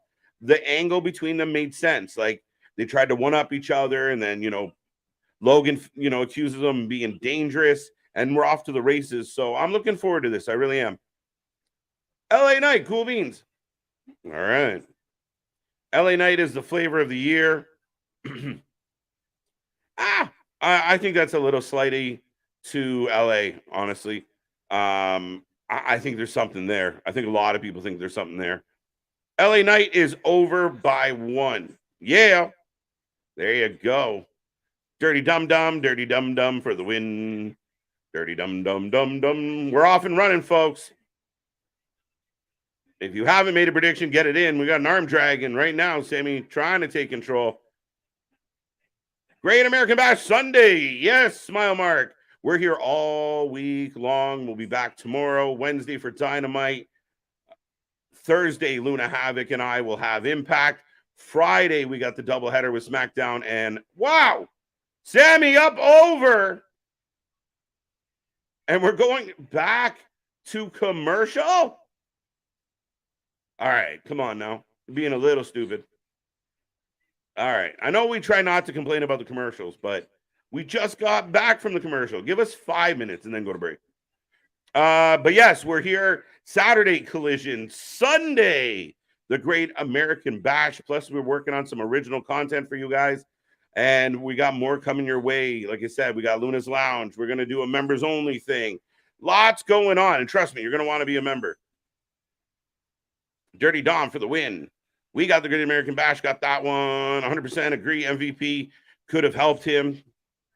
Yeah, don't you think? Like, you know, and again, I think MVP is good enough where he can kind of do the babyface side of things. We've seen him do it. So it could work. I mean, he would have been a good fit just to help give a little personality to Ricochet.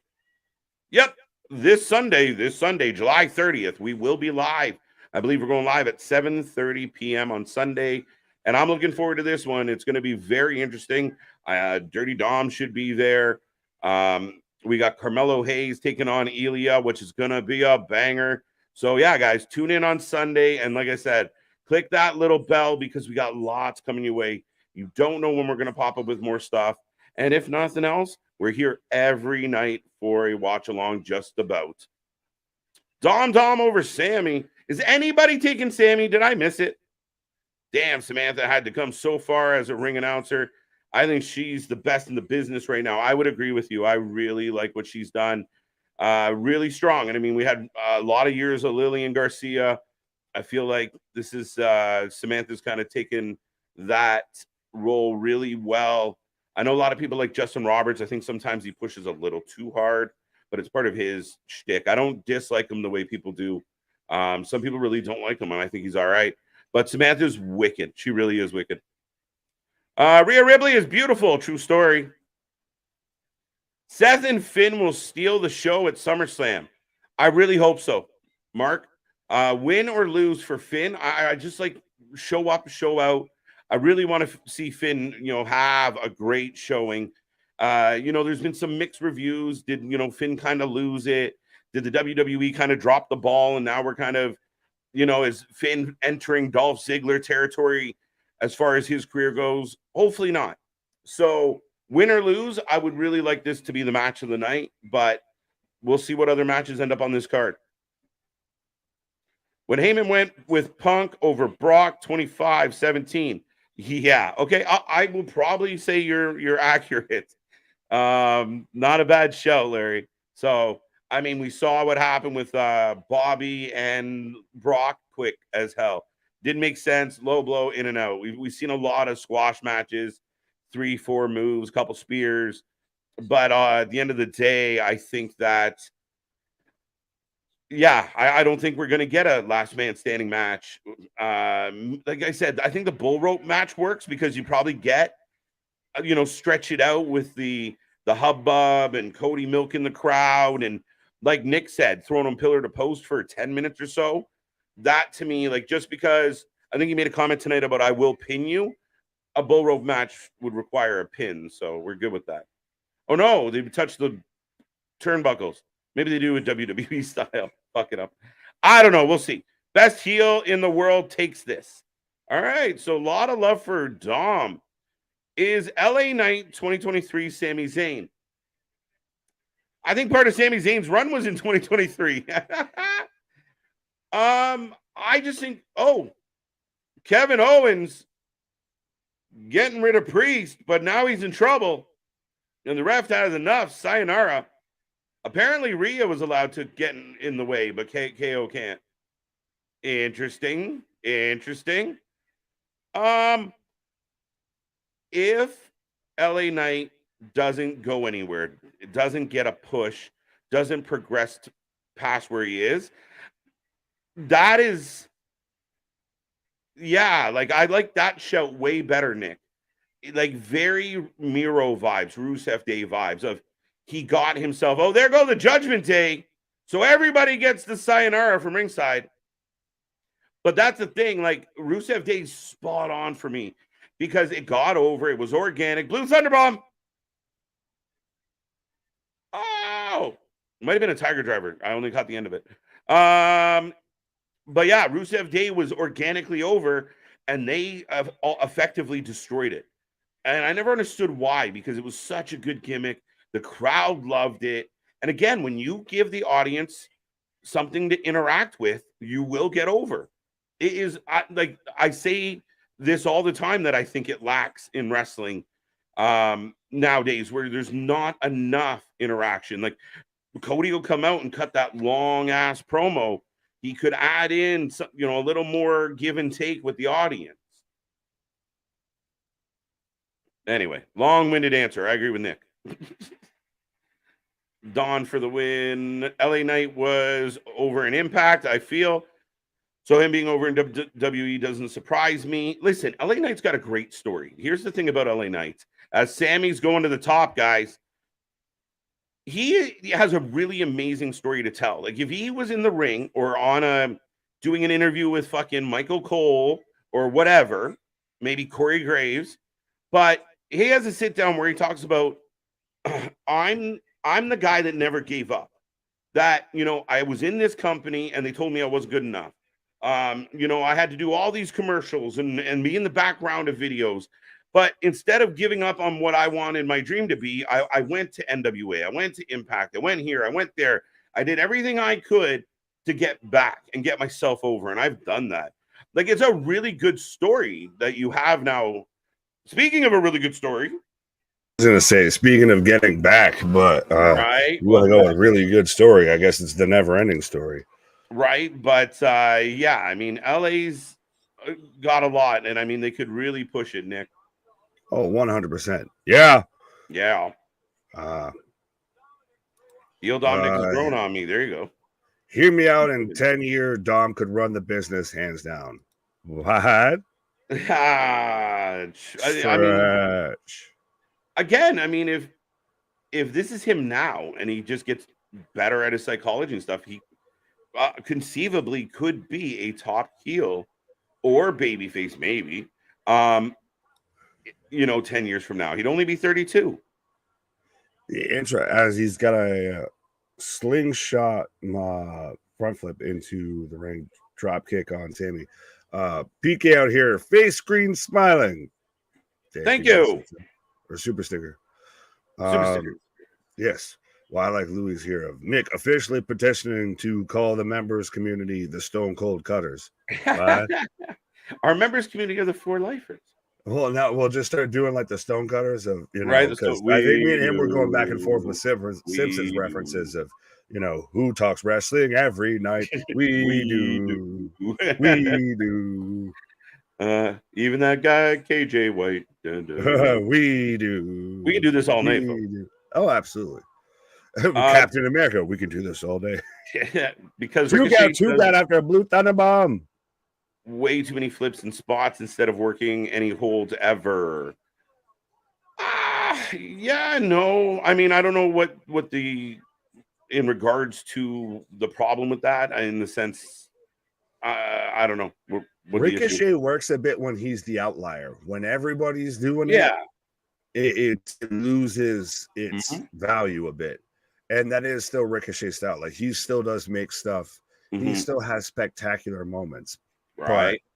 But when everyone on the card's doing the same thing, that's an issue. Yeah. Dom's begging for mercy, but now kicking Sammy in the face.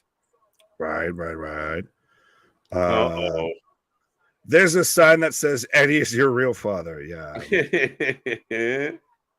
I mean, he said he wished it was. Right. LA Knight and Bray. No.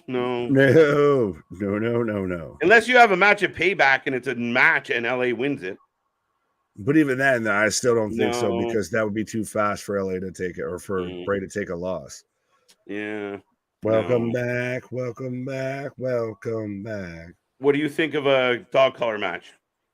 I think that's what should happen. That or a strap match. You're telling me that Cody's not going to sit there and oversell of every time he's getting, smacked across the back by Brock Lesnar outside of getting thrown around. every kind of strap shot he has to take to his back. Oh, Right. that's building up entirely to the storyline. And then he wraps the strap around Brock and then he hits the crossroads. There you go. 1, 2, 3. Fair enough. Right. You're not wrong. But I mean, like I said, I don't see Brock doing. A couple of people mentioned, like a 3 stages of fucking horror. No. I don't see anything that complicated. No, or convoluted as we got Dom hitting the 3 amigos. Yeah, that's interesting. Dom was Finn part of. He was not at ringside. Knees up. Oh, well, and even Dom he jumped like he knew he was landing for it because he didn't really jump like he was hitting a frog splash. He jumped like he was falling down. No, absolutely. And LA Knight was great in Impact. LA Knight was great in NWA. Yeah. Yeah. Oh, exploder suplex into the turnbuckle. Oh, Sammy onto Dom, setting him up for the hula kick.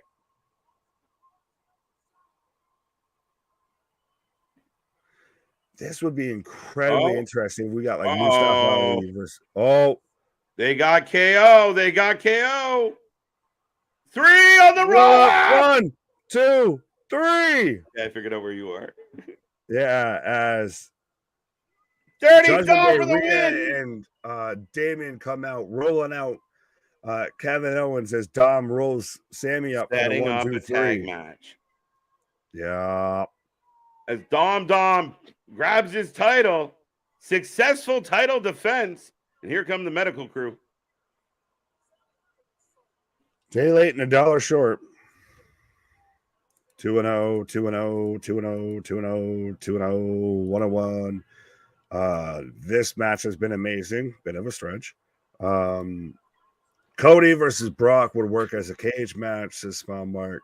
Yeah, that could. The last time I saw Brock in a cage match, he got speared through the wall. Like, that's true. Where the fuck do we go from there? Right. Trevor saying 3 amigos. Curtis asking Bad Bunny versus Logan Paul, who's going to win? Logan. Depends on where they book it, but yeah. Yeah, true. Go Logan too. Yeah, I mean, unless it's a heavy stipulation match. Jordan says, imagine if Eddie's still alive would face Dominic at WrestleMania. What did they put Ray on a pole match? I was going to say, well, respectfully though, if Eddie Guerrero was still alive, like I would hope that this isn't much of a thing, or if he is, if it is, he's not involved. Not too much, but I no. mean, if Dom had been older and there was a chance to play it up of like Eddie's out there, and even if he's just like a manager, and Dom's like, this is my real dad, I love him, and he's got the same haircut and he looks like Eddie, and Ray's upset. I mean, yeah, it could work. It could be right. Yeah. But rest in peace, good sir. Right. Oh, Keyshawn loves bringing up Meltzer. You can have that. Did you hear Meltzer trying to explain his 5-star matches? Yes, I heard him. He opened his mouth and it went bullshit. That's what we got. I will say that he did at least try and present a case and an argument and everything. And shout out to Chris Van Fleet, who really, navigated that cesspool that it was. No, this seems kind of very much slighted and angled this way. This seems very much, angled and slighted that way.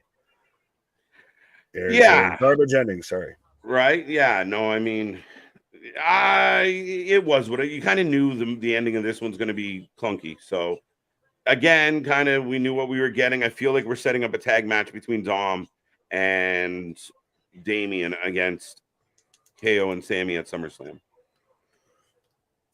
Yeah, but I also kind of hope not. Hope not. Dominic is good heel, North American champion. It's different, pushed, but he's not a legend because all wrestlers gotta earn to be a legend. Just like LA, I like LA Knight though.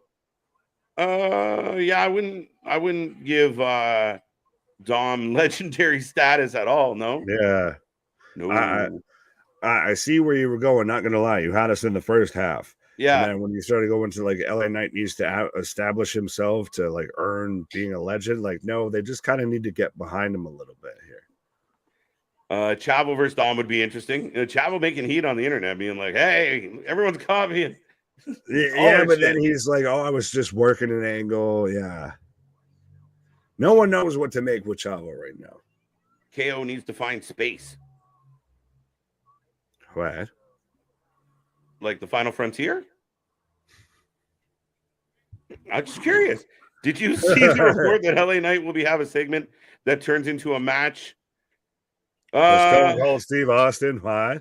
I don't know. Remember, this was kind of rumored before. Yeah, I don't know.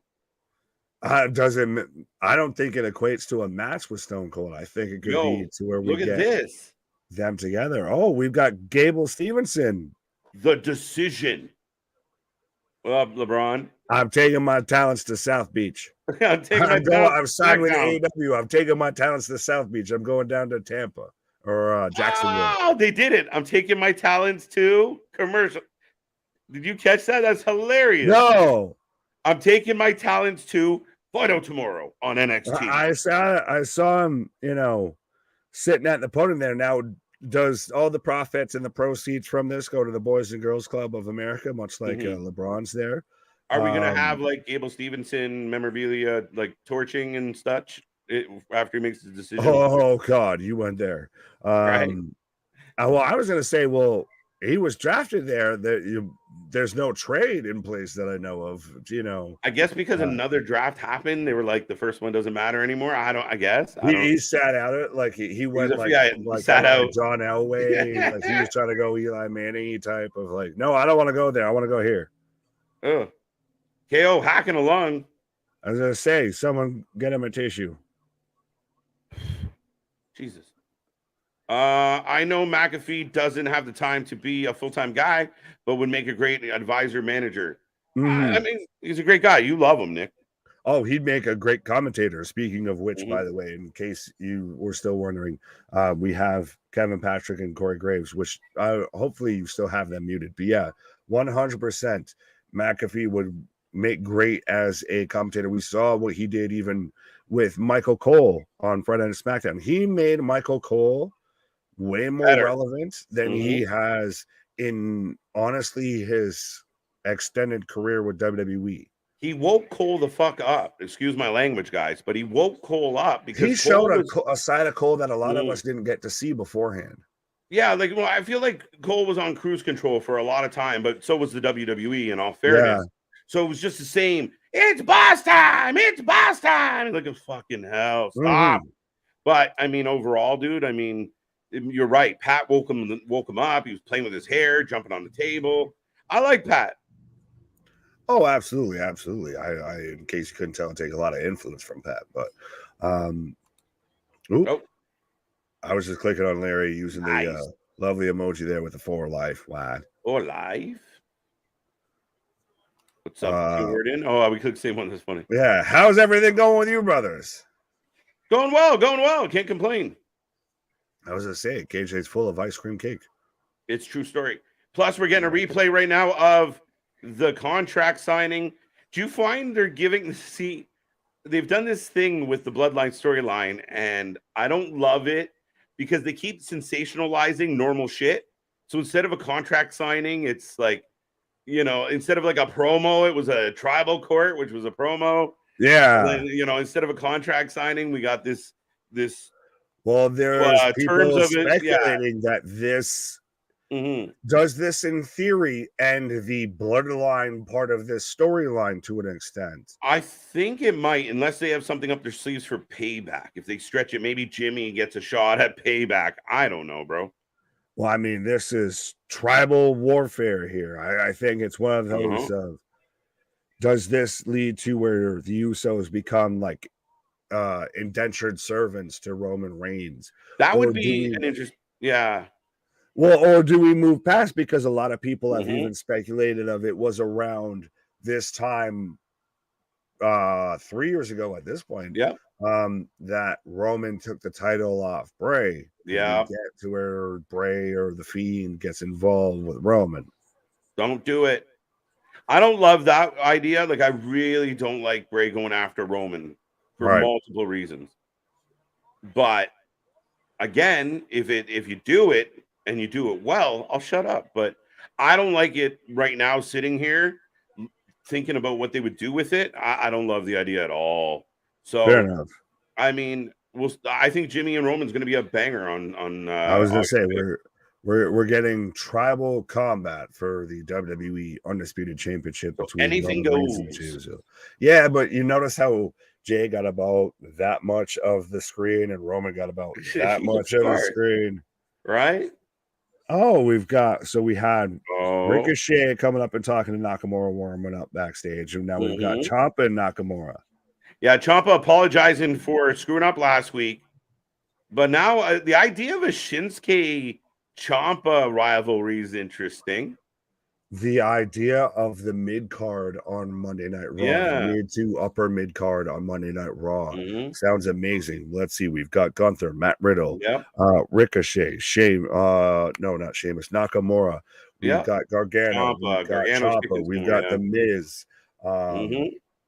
I feel like I'm already Bronson insisting. We've Reed. got Bronson Reed. Yeah. Jonah coming to the ring. So we're getting Bronson Reed versus Tommaso Ciampa. This Sunday, WWE men versus WWE women on Celebrity Family Feud. Ding, ding, ding. Well, if we'll see what time it airs. If we're on live, we might have to see if we can peek Now, at was it. this the one that already ended up actually happening and everything to where like Creed won and everything like that? Probably, I Which think one? the I taping. was gonna say, do we get Steve Harvey out here with show me Right? potato salad? Show me potato salad. Well, Speaking of a Bronson, man who's never yeah. skipped no potato salad, we've got Bronson Reed right now in the rings. We're going to Mhm. commercial break here. And we're going back to another commercial break, folks. We're getting ready for the next match. If you want to put your predictions in the chat, let us know. I got a feeling Reed's going to win this one. I'm wondering if Shinsuke is up to no good right now. So, or maybe it's a complete kerfuffle, but I'll go Bronson Reed for the W. Fair enough. So, I almost want to halfway because I'm tempted. Does Nakamura go heel turn here? Does he's been this outlier here? He's been wishy-washy of we're going to get the more serious Yeah. Nakamura now coming forward. I wish we could. Right, but does he go heel and thus when he hits Ciampa, he wins by DQ? Quite possible. The way that I could think that this goes. So I'll take Ciampa to win. If he beats Bronson Reed outright, fantastic. I think it could be to where we get Nakamura interjects himself, and because he hits Ciampa first versus Bronson Reed, Ciampa wins by DQ. Technicality. Okay. Well explained, sir. The only time Meltzer opens his mouth, you know what? I never defend Meltzer ever, and I don't think I'll start. But I feel like that is a little bit not true in the sense of, we recently saw him put out that thing about him. I messaged Tony when the stream went down and da da da da da da. Like, he also does things for himself, his friends, and at times he's really hurting Tony Khan. Like, if you're a true fan of AEW, you should have great issue with Meltzer and kind of how he plays the game in AEW, because it's harmful for its business. It's harmful for its product. As a fan of AEW, I want to see it do very well, and I think Meltzer is just an outright leech to that company. I don't know if I can extrapolate beyond that. I think you kind of encapsulated everything there. I mean, the most I was kind of going to say of like, well, I think he thinks he's doing good. Like, he thinks he's helping. Yeah. You're not helping. Good way to protect KO and Sammy. Sammy didn't get pinned clean. Yeah, I mean, it's, again, I think Boston or somebody made the comment of like, well, there you go again. Right. Aaron saying, I see Bronson being a champ soon. Jake, what's up, KJ and Nick? The forecast calls for a tsunami with a side of Japanese strong style. Why? Right. There, you almost share a birthday with Tori Wilson. I know. It was someone else's birthday that was trying to figure out. Oh, and I think a friend of the channel, Jules, had a birthday. So shout out to Jules. Shout out. Boston. Wait, what did I do? You know what you did. You know. You did the things. Right. Tommaso Ciampa was the man in NXT. He needs to face Seth Rollins for the gold. Imagine Tommaso versus Walter. In time, yeah. I was to say, you could get there without there, but Yeah. okay. Two separate ideas. Right. Either I'm happy with, and I think Ciampa and Seth would be an absolute barn burner. Oh my God, Tozawa's on TV. And so is Apollo Crews. And why do they look Crews. like they're going to be a tag team? Oh my God. Oh, this is how we set up. Who said it earlier? Brucey bonus points. Who won the pony here? Somebody said it earlier. We were going to get Damon versus Apollo tonight. And I think this is how we're setting this up here. Of course, all of my stuff froze up. Yeah, because we've got Damon squaring up to Apollo Crews. Okay. Again, he got drafted there, but this is the only time he's been used since then. Okay. And I actually didn't mind him as the Nigerian Prince. Listen, the Nigerian Prince had a great angle to it. Spoiled. The entrance was good. Nigerian Prince is better than Equalizer Apollo Crews. Absolutely. And even like the AR they used for it with the big gold lions, and it had a feel to it. And then he would come out and do the fake accent, and it just all died. A sneeze didn't help. Yeah, well, a sneeze went all the way back to Dabba-Kato here. And then it's still a little MIA, even as Dabba. Yeah, he went What's up, Larry? Tommaso! Larry action. Tozawa is hilarious. As what? The Ninja? AW Fight Forever Wrestling video game. Mind of TNA Wrestling. Well, now you got just my solo mind going on right now, Vlad, as KJ takes a pause for goes. But Mind of TNA Wrestling game. Explain the comment, I guess, or the question. Are you asking which one's better? Which one? Like, are you asking a comparable? I know we had Mr. CJ Brand, who was out here showing off initially when AW Fight Forever came out, and he had it on the PC version. KJ's had it on the Switch version. I have it on the PlayStation version, and it's in 3 different games across 3 different consoles.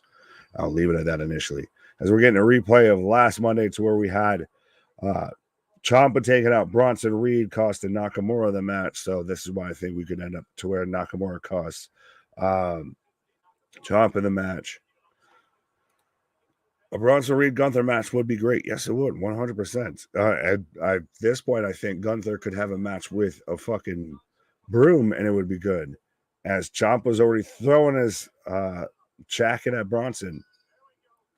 Shout out the sign, by the way, that just encapsulates everything. It just says wrestling is great. Yes, it is. Tozawa hilarious. Haven't seen it yet. Boston, I still know what you did last summer. Richard, that was me. There you go, Richard. So there you go. You won the pony, especially you just became a member as well. So congratulations. You won the pony. You know, a winner is you. All of that. Now I need C Money here to get all of my OSW references. Tozawa comedic timing. What did he do or say in there that I missed, apparently? But I've got Bronson Reed versus Tommaso Ciampa, so you can give us your predictions if you haven't done so already, folks, in the chat. Hype to see Apollo wrestle tonight. Yeah, I liked Apollo. I liked him as an IC champ. I liked him as kind of a mid-card guy. I was interested to see remember anyone else remember, or was it just a fever dream where they were almost teasing Apollo aligning himself with Roman to where he was, when it was literally the island of relevancy, and he was going to pretty much start his own kind of, you know, for lack of a better term, don't strike me down YouTube, of NATO, of he was going to have all these aligning countries and everything along with him here. Aaron's taking Tommaso Ciampa. Yoshiko versus Gunther. When TJ, I think you got me lost there. You got me spun around. Tozawa's the new Funaki. Oh, that's big shoes to fill here. It's like they need at least one Asian lifer for every decade. You said that those are the thoughts and opinions of Small Mark and not the Wrestling for Life Network channel. But no, you're not exactly wrong, sir. Ciampa, if you're gonna throw a jacket, make sure it opens on the person. What is this? A fucking spider net? He's Spider-Man. He's gonna sit there and close him in on it here as I'm getting a replay of a big body slam for Bronson Reed on a Ciampa. Is Bronson Reed at this point the best used person? And granted, I almost want to say a Ciampa as well because Triple H did bring both these men back. But I think Bronson Reed might be the best utilized person that Hunter has brought back so far. Just from the jump. I mean, yeah, it was a little delayed when we actually got him back on screen and everything, but he really hasn't been made to look weak. He hasn't been out here doing this, that, and the nonsense. He's been built to be a fucking force. You know, granted, he may not be right now, you know, challenging for world titles and mid-card titles, but he's out here just fucking pancaking Ciampa right now as he hits the back body drop as Ciampa had the rear naked choke on him. Reed versus Gunther would be savage. Yeah, that's two big beefy boys slapping meat. Pause. Shinsuke and Reed will beat down Ciampa, forcing Gargano to save him. Not about shout. Bad shout, Richard. If you were right on this, I'm officially calling you a time traveler. You are Biff from Back to the Future here. You've got that sports almanac there with you.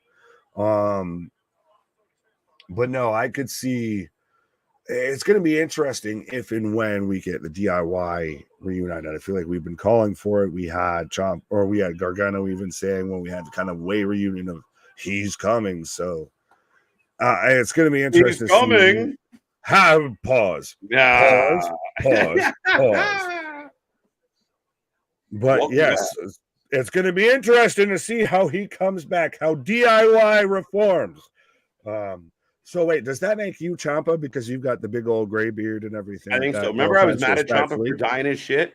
He was like, go. Well, so then that just makes me Gargano. Like, what are you doing?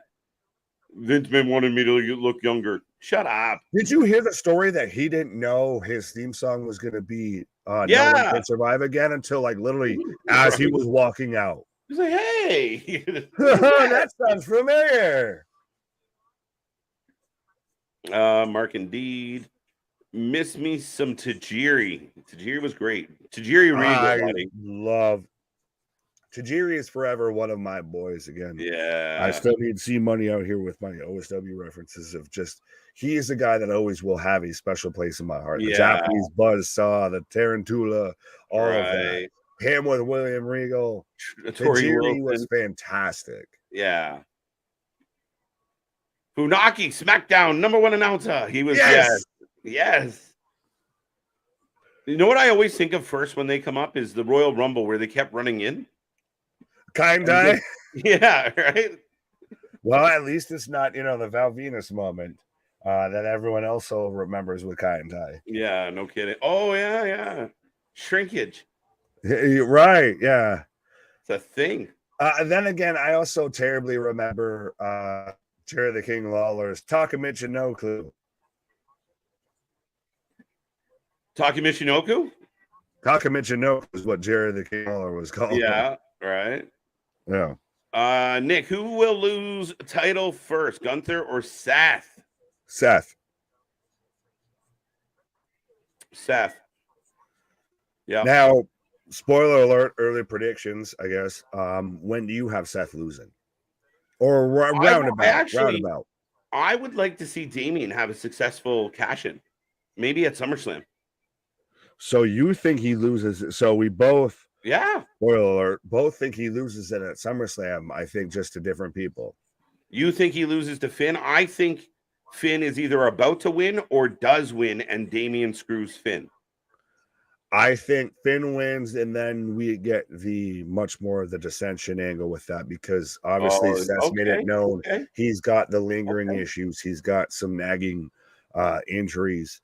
And might need a little bit of once he drops it, he's probably going to take some time off. Okay. It'll be interesting to see where we're at come Survivor Series. Mm-hmm. But I think we could get Finn finally gets the title that he won but never really held. Interesting. Fair enough. And I mean, Seth has done a good job bringing this title to the forefront, defending it a shit ton, making it relevant. And now he's at a point where he could hand it off. I believe Damian and Finn both feel like top guys. They might not even, I don't expect them to have an uber long run either. I do believe that they want to keep excitement and interest in this belt. But I think you can do that with Finn wins it and he finally sells it and everything. Like he finally gets it and everything. And I think that's where you start to get Finn turns into a babyface as Damian goes more and more towards the heel. I think Drew's winning the IC title at SummerSlam. I don't. I think Drew's going to have to try at least twice. Well, we've got to break the honky tonk record. Yeah. Unfortunately, that's the thing. Is it just comes at a poor timing. Yeah, I think we're like 40 days away, maybe. Yeah. So Nick, what up? Yeah, no. Yeah. I agree, Nick. Finn wins, and then Priest gives those little hints that he's going to cash in on him over the time. Fair enough. Right. Larry, a lightsaber. What? Would that be a Damian babyface turn? If he cashed it in on Finn? It depends on how you angle it, honestly. You can angle it either way. Because like I said, if you view it on Boston, Gargano won't have enough force wide. But I'm saying if you angle it on the fact that this is the one title that Finn won and never really got to hold because of Seth this whole time. Yeah. And he finally gets to hold it. And you could go heel Finn with it if he becomes Smeagol over it, or you could celebrate the fact that he overcame all the injuries and came back around to it.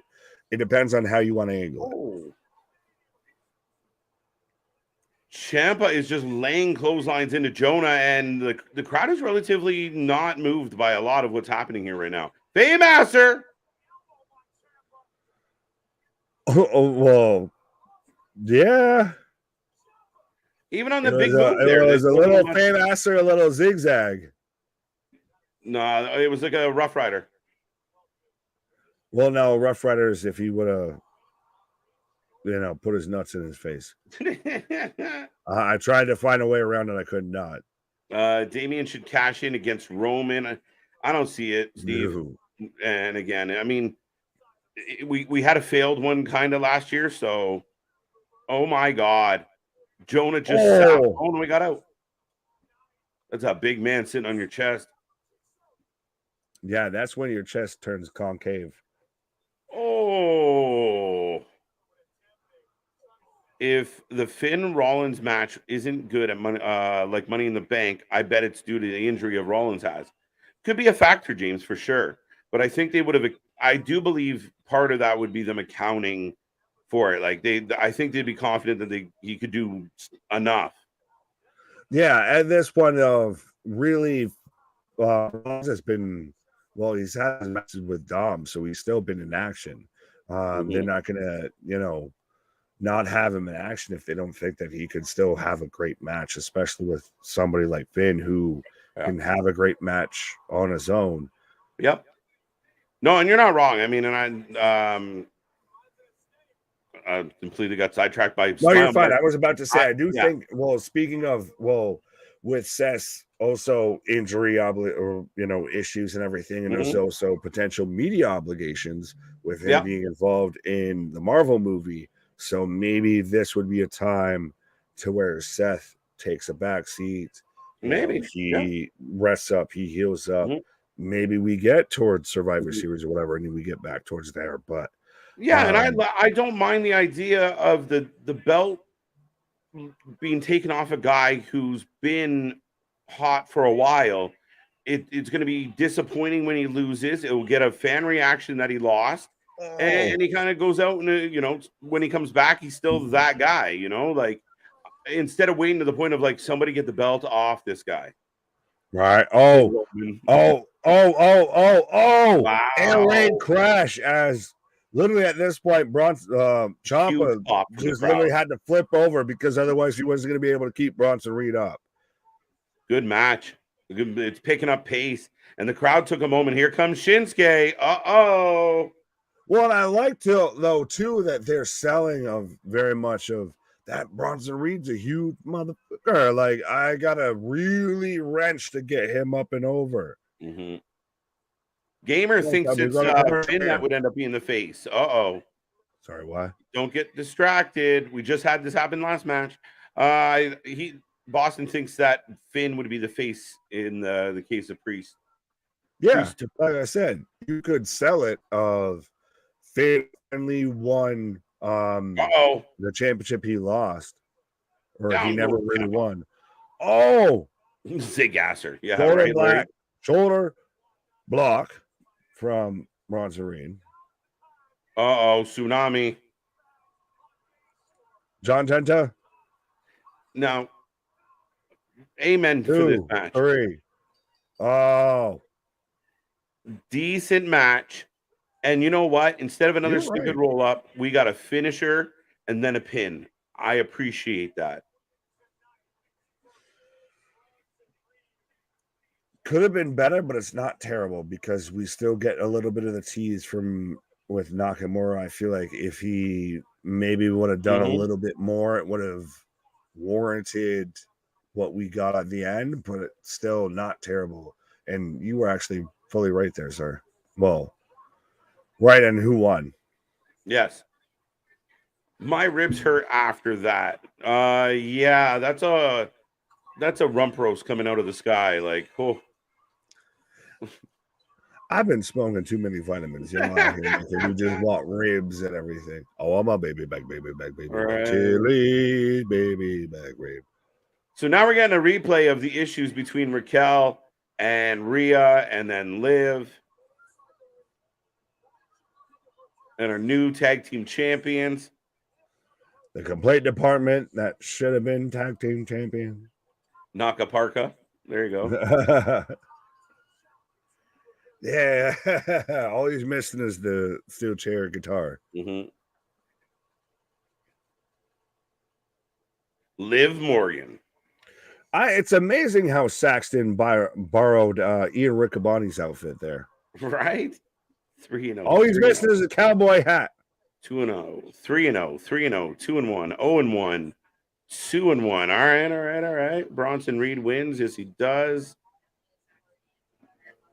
Yeah. Well, yeah. Definitely. Anyone else hold their breath for Ciampa's knees when Bronson went on his back? You know, absolutely. I mean, especially because we've seen the series of injuries that Ciampa's gone through. Until you kind of see him in there for a while, I find every kind of high impact move makes me go, oh.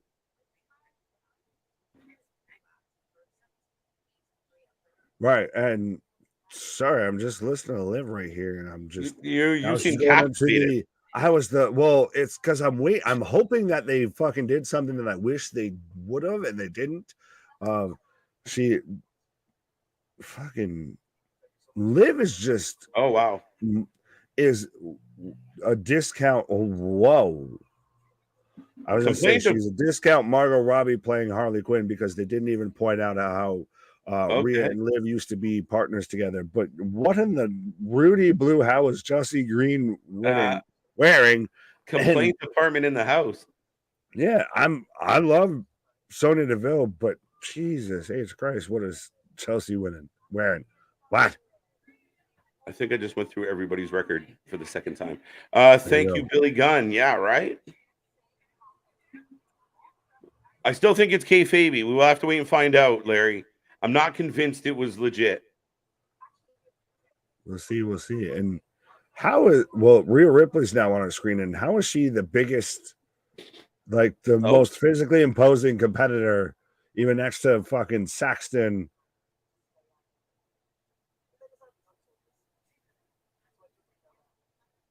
So Byron gets in 3 quick hits. All right, okay. Yeah, but I still don't like that they never really pull at the fact that there was the whole run to where Rhea and Liv were partners. Like I get that we're still going over. Oh well, I took Raquel out because we've got to pitch towards that. I think if this was the focal point of the rivalry, maybe. But I think more because this is just a step to get back to Raquel. I think it's just like, oh shit, you hurt my friend. Let's get this over with. But it's still, you could still at least acknowledge it. Speaking of, as we've got Roman Reigns, we're going to replay of last Friday. So if you're going to acknowledge something, you could at least acknowledge that. And acknowledge this chat, acknowledge this channel, click the little like button, click the subscribe, become a member, get yourself a t-shirt, do all the things. But folks, go click all those links, be a part of our family. It's growing by the minute, and we're coming up to another month in the books. So it's been a wild ride. We appreciate everyone being here tonight. It's been a fun Raw, at least here at the channel. Overall, we're going pretty good. Bronson Reed has potential to have a monster heel run. Get him a handler like they had for Umaga. Ooh. Have you seen everything with Zilla Fatu of like, yes, people are already saying of like, once he makes it to WWE, of like, if he needs a mouthpiece, I know a guy, and everyone's just Armando Estrada. Right. What's that guy doing right now? Then again, I can't hear Umaga without William Regal's Umanga. Whatever Liv Morgan's having, I want to have them. I want to have two of them. There you go. I want two of them. That would make more sense. Yeah, okay. Thank you, Billy Gunn. We got that one. Rhea just win the tag titles by herself. Yeah, why not, right? She just goes Braun Strowman, and then we just scrap the whole tag division for X amount of months. Why not? She brings out a small child to be her partner, like Braun Strowman did with Nicholas. I think Gunn to manage HOB. Steve, if that comes true, I will be the first to acknowledge it. But right, what? Rhea looks getting terrifying.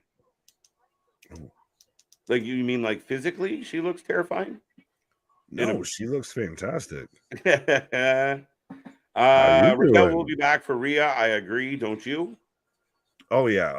I think that's their. People are wondering what they're gonna do for a feud as far as Rhea on Raw. I think that's the feud. You could then build to a. Sorry, what I was gonna say. You could then build after the fact to a Becky Rhea feud, which would be interesting. Yeah, technically you could, and I mean, I thought Becky was going to win the Money in the Bank for that reason. So we'll see how they turn them two in the same direction. Eventually, Becky's going to. That's your WrestleMania feud? Could be. Billy Gunn retired looked like a storyline. I agree with you, Mr. Mark. Right. Steele has two words for you, though. I retired. Like and subscribe. Scissor me. Why? Is this just only one word now?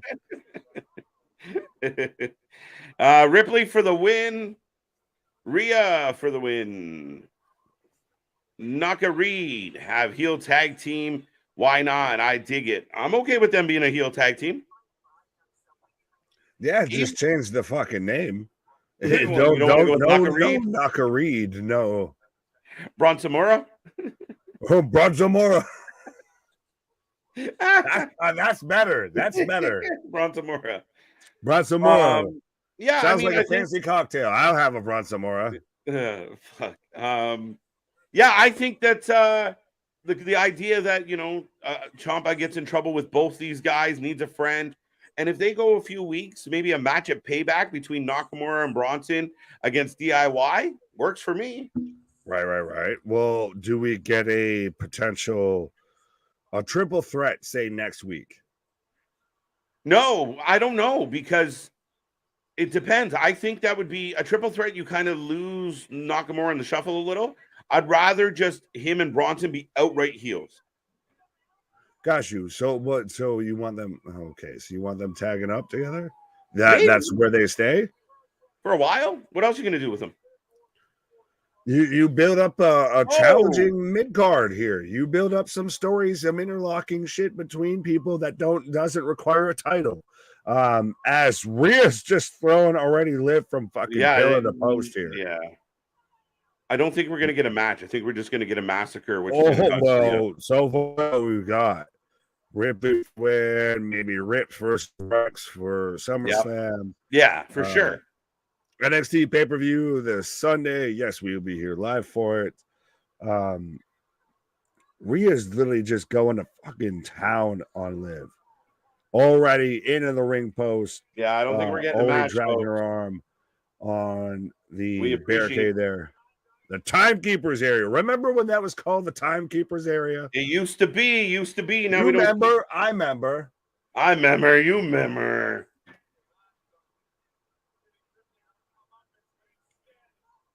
Oh, yeah, now we got a chair. We got a big Glasgow kiss. Headbutt from Rhea.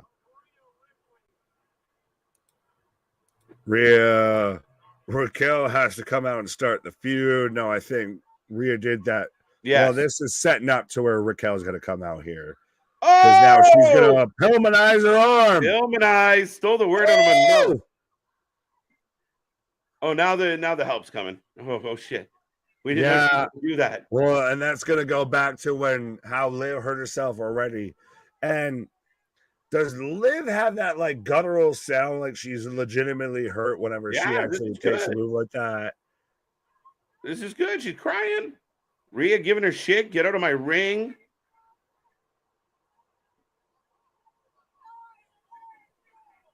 You mean nothing to me. Rhea's amazing, man. Oh, like, she's 100% a star. Have fun in rehab. I don't want to go to rehab. Say no. Oh, still talking shit. It was pre-Rhea. This goes even back. I'll say this goes even back as far as to when we had our host versus host draft, which if you haven't watched that, go and check that out, by the way. To where literally Rhea was like one of the hot contenders. She was one of the first couple draft picks there because she's on that level. She's not and this she's right back for it. She's gonna buy Pillman Jr.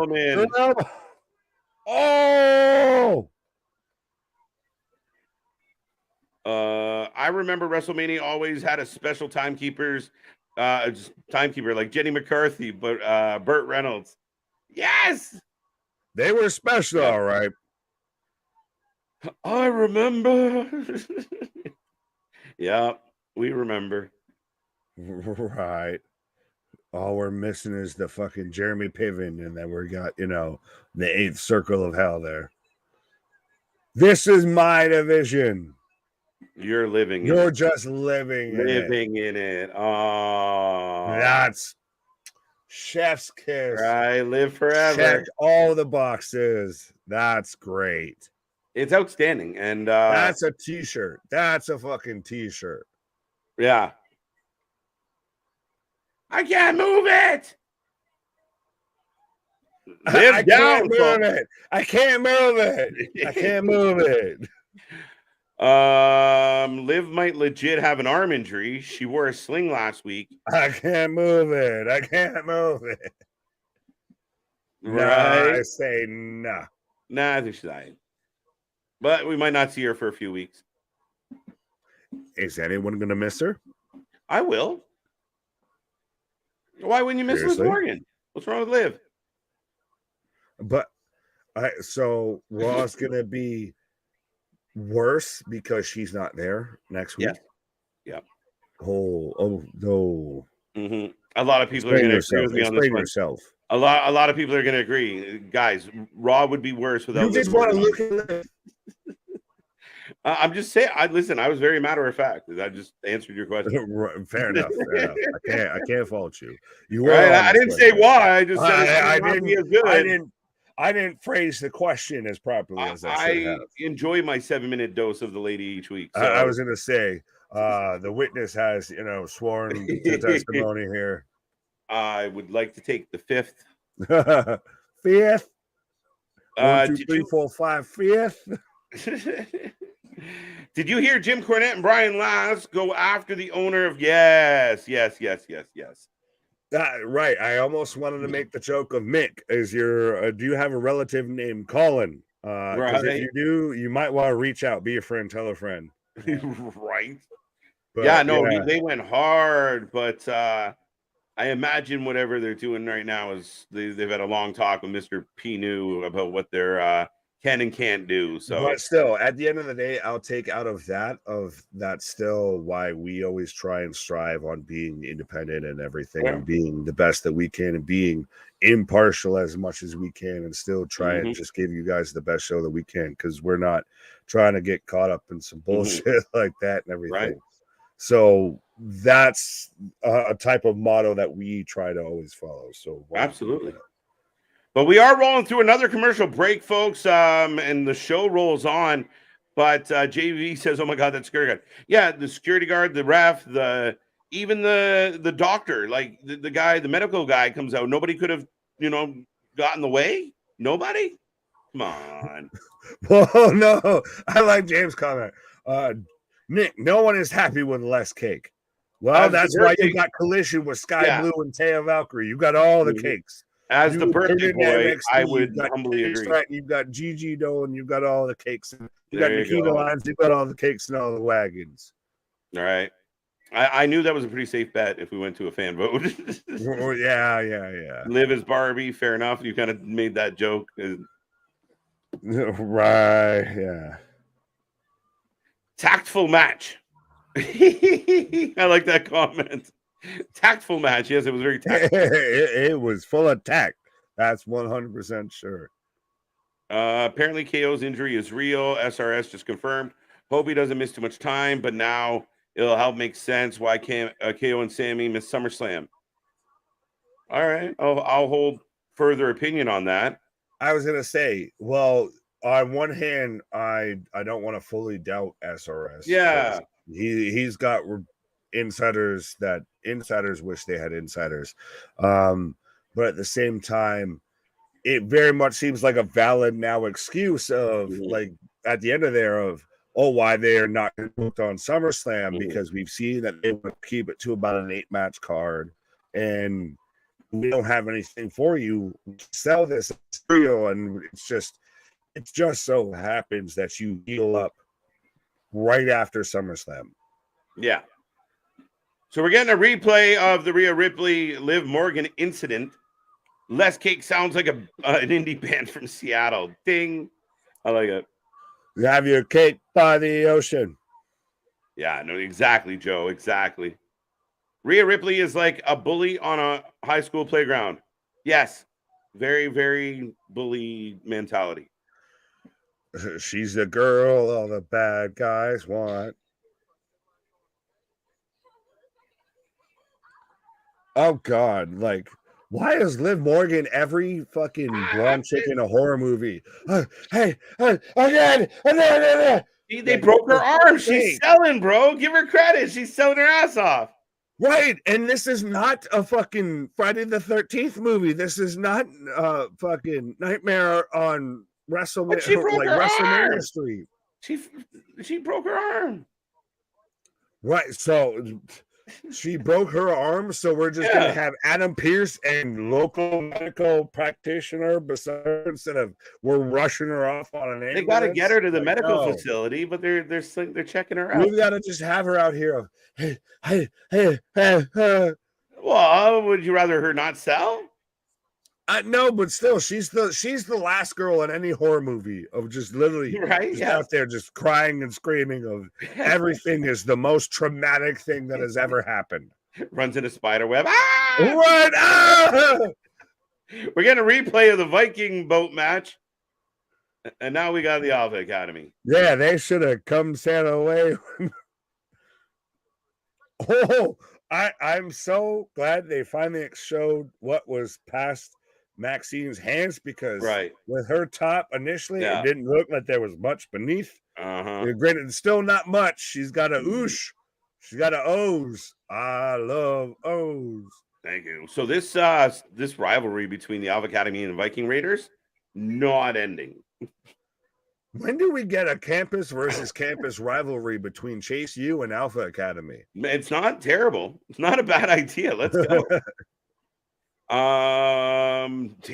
Dana didn't buy a ticket to the show. because that's the only way she was getting there. She might have floated along. Right. Oh, yeah. All right, Otis. How the hell does someone who has done nothing in wrestling business like Orange Cassidy? Oh my God, Dave, we might have to wait for a commercial. I read this today and I had the same thought as you of holy fucking shit. What? Yes, he's now going to be double dipping.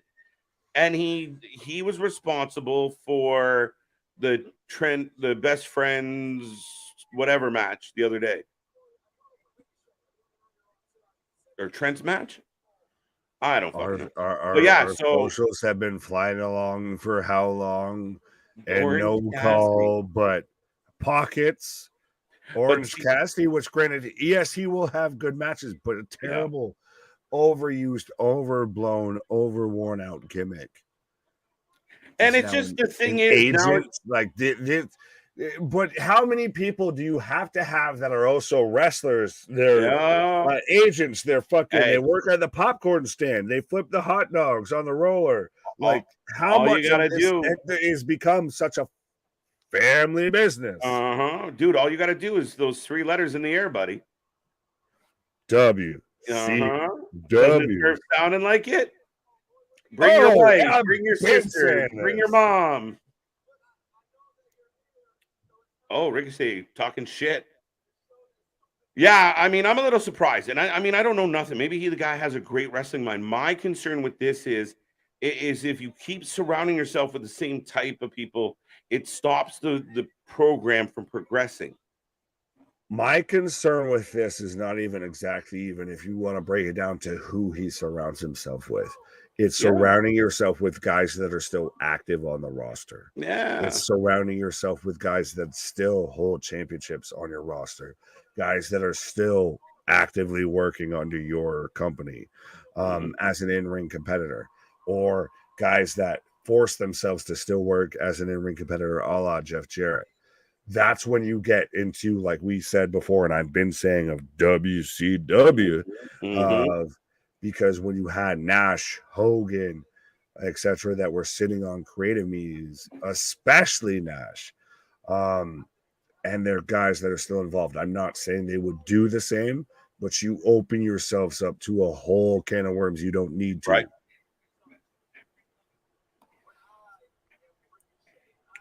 I am Rick O'Shea, a Fighting Irishman. Nick, I'll be back in 2 seconds. Okay. 1, 2. Just kidding. Hey, Tony Khan, hit me up. I'll run your concession stands. I have experience. Oh, well, trust me. We've tried to sit there, and there's any wrestling program. It doesn't have to be even AEW or WWE or any sort of independent promotion or whatever. We'll help you run your creative. I feel like we could do a good bit here of we do it, playing with $1 million of money. But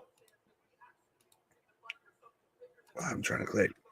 Everything that Ricochet just said about Logan Paul is true. He doesn't belong here. Now, what makes you, Terrence, say that he doesn't belong here? Why? Just simply because he's a celebrity? Or is there something in ring with you that you've seen that makes you think that he doesn't belong here? Because I think we're starting to see the age of the celebrities that if they want to show up, they're showing up because they really want to put an investment in this. We've seen it, obviously, like I mentioned before with Pat McAfee.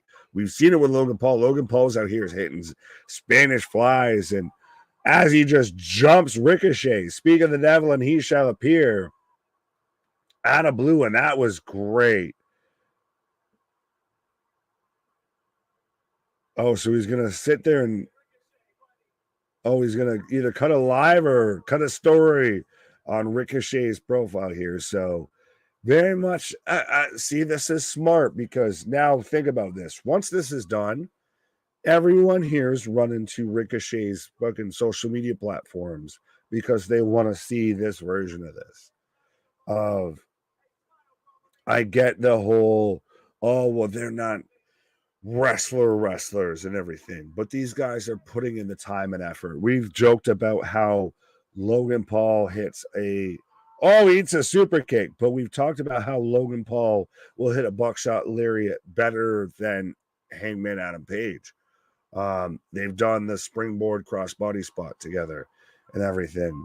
Shooting star press from Ricochet onto Logan Paul.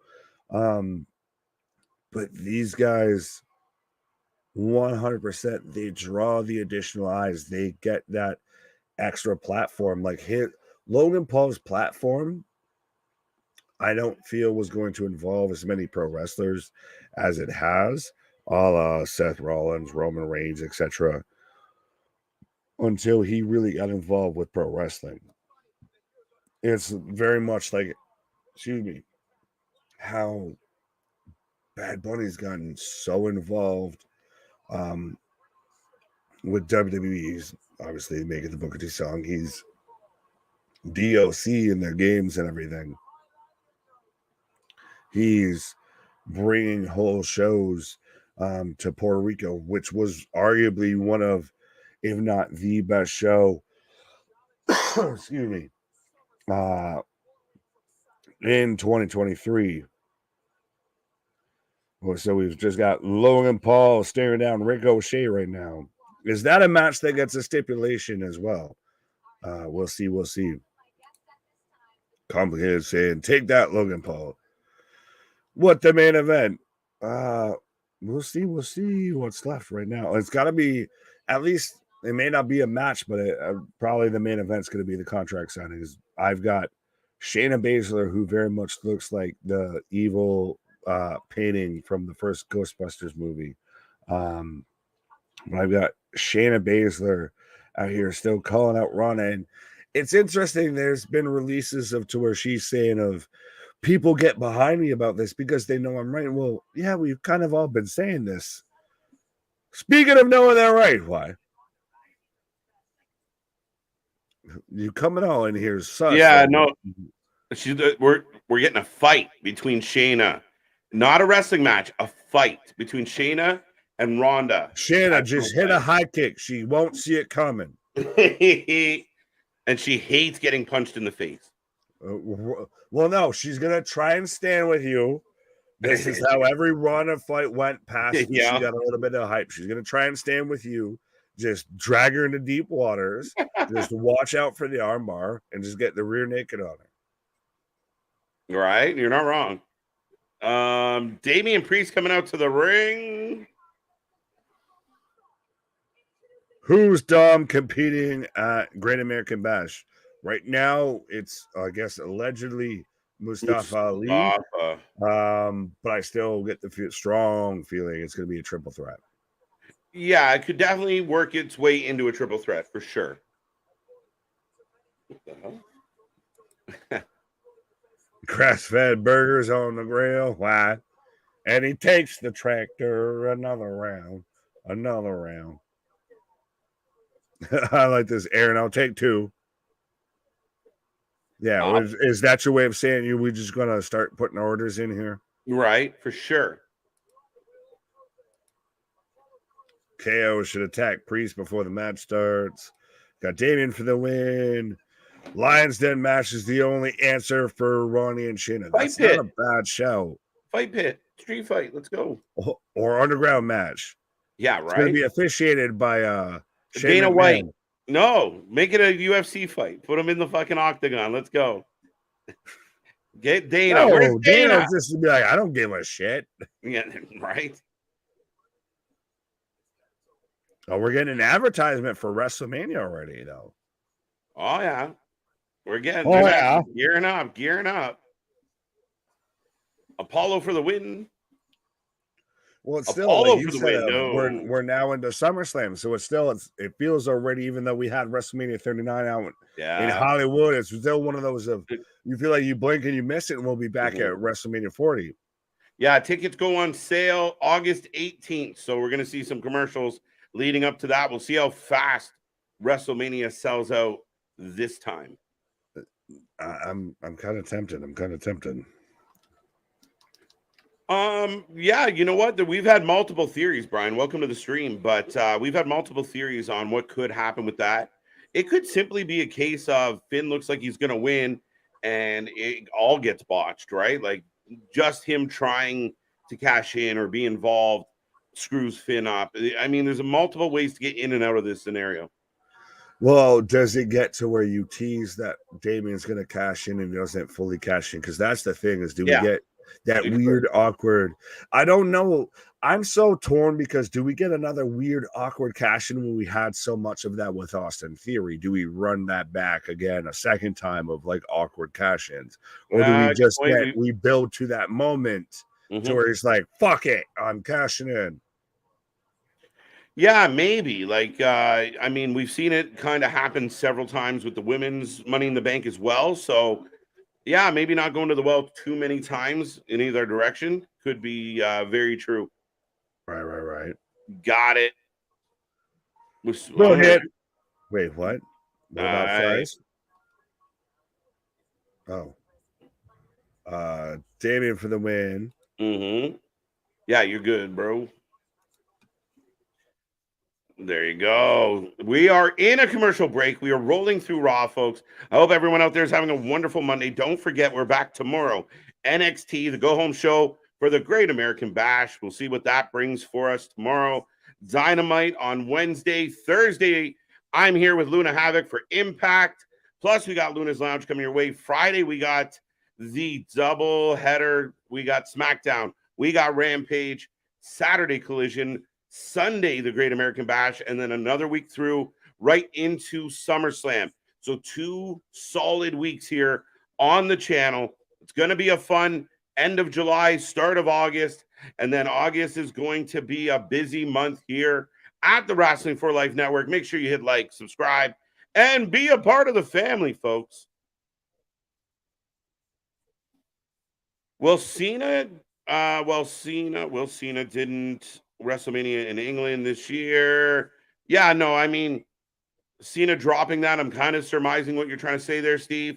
But I do think that it's in the cards. And I think that it was a ploy. It was a smart move where you want to gauge interest. You want to see if the fan base is excited. What should have gone, to me, it goes without saying. But that, at the end of the day, will be either, 42, 43, who knows? But there's definitely an AEW, effect in play on this one.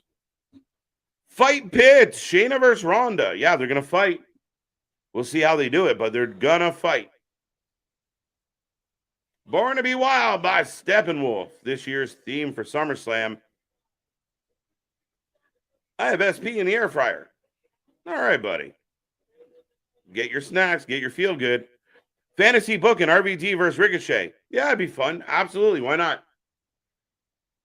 But I got Logan Paul in the back trying to recover from the beating he took from Ricochet.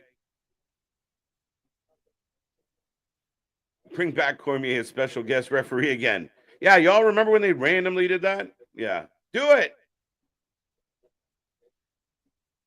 Raw Underground match best for Shayna Baszler and Ronda. I straight up fight pit, guys.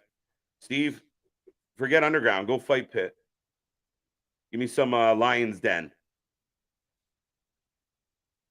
Logan cuts the promo. So, again, guys, we're going to get Ricochet and Logan Paul at SummerSlam. I know Logan Paul is polarizing. I know that he's supposed to be polarizing. He's supposed to elicit that, that guy doesn't even belong here. He's entitled, You're supposed to say all those things. And to me, it works. And if he got in the ring and he was awful, if he looked like, the legend Snoop Dogg doing a splash from the top, then we'd talk about it. But the guys showed up and gone all out again and again, as far as I'm concerned. But Damien waiting in the ring for Apollo Crews. We haven't seen Apollo Crews on Raw in a long time. I still think Shayna Baszler is more badass than Rhea Ripley. I still remember when Shayna ran NXT Black and Gold and beat Bianca Belair and Io Sky on a regular basis. Jelly, you're not wrong. You're not wrong. I mean, I don't think she's a bigger badass than Rhea, but also Rhea's been booked like a complete badass for a while, sitting in this faction, sitting at the top of the division. But Shayna's right there. Yeah, Shayna, that's the Shayna I want. I want the Shayna that shows up and breaks arms and has no mercy and wins all the time. I want her to be the type that wrestlers are nervous. You know, you got the Kevin Patricks and Corey's of the world selling you on how dangerous she is. Fight Pit, Shayna got that one. Now we got some predictions here. Apollo might win. Apollo Crews. Larry, no disagreement from me. There you go. Oh, if it's Sam Kinison Wild thing, yes. If it's not Born to Be Wild, there you go. There you go. I'm with you, Larry. I was listening to some Sam earlier today, actually. I'm liking the matches so far announced for SummerSlam. Yeah, no, so far so good. I got some intrigue with some of this. Cody Brock should be decent. Seth Finn could be really good. We might get a tag match. We don't know. Trish and Becky has potential. 2 count on Priest off the crossbody. But yeah, I mean, SummerSlam's getting there. We're 2 weeks away, and it's shaping up nicely. Obviously, Jay versus Roman, the jewel of this one, and it's going to be a crazy night. I expect to see Jimmy involved, Solo involved, Paul involved. It's going to be an interesting one. Bring in Holly. I like that one. Apollo might win. Apollo. Why are people thinking Apollo? I think Damien's going to kick ass. Me too. There you go. 2 count, 2 count. I remember when Shayna went through everyone in the Elimination Chamber. Yep. No, Shayna's run in NXT was outstanding. When she first came up, there was glimpses of it, but then again, kind of lost in the shuffle, not doing a whole lot. But if Ronda's on her way out and this is a handoff, great. But bring Shayna back and bring her back strong. Priest for the win. Anyone know what happened to C Money? Haven't seen him lately. Larry, good question. I think Money might have been here on Saturday. Maybe not, actually. Good question. Search party, C Money. Anybody? Standing back fist to the floor. Match continues. Bad Lady. Is Theory US title match at SummerSlam, or is it the Friday before SmackDown? I don't know, actually. But Damian Priest with the South of Heaven, and it's a 1-2-3 as expected. A bit of a squash match. Damian looking like a badass. Get him a solo match. Him without the Judgment Day, just looking like a badass. I really do think that Damian Priest could be your World Heavyweight Champion at some point. Apollo Crews has been working on main event. No way he beats Priest. Now we know. What we got? Damian Priest is a badass. Exactly what they're hoping people start saying and continue to say. Absolutely, Damian. He's been outstanding. He looks like the leader of Judgment Day, even at times if Rhea seems like the actual leader. But he does. He's in the ring right now. He's commanding a big win. And you remind people, okay, he's a threat. In a single environment, he is a threat. Now we got Becky in the back talking to a skeleton. Is Steppenwolf scheduled to be live at SummerSlam? I have not heard that, Steve G. Get Ref Aubrey. Okay.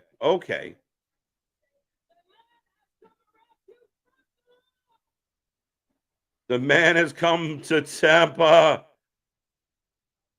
Now Becky doing the Rock gimmick.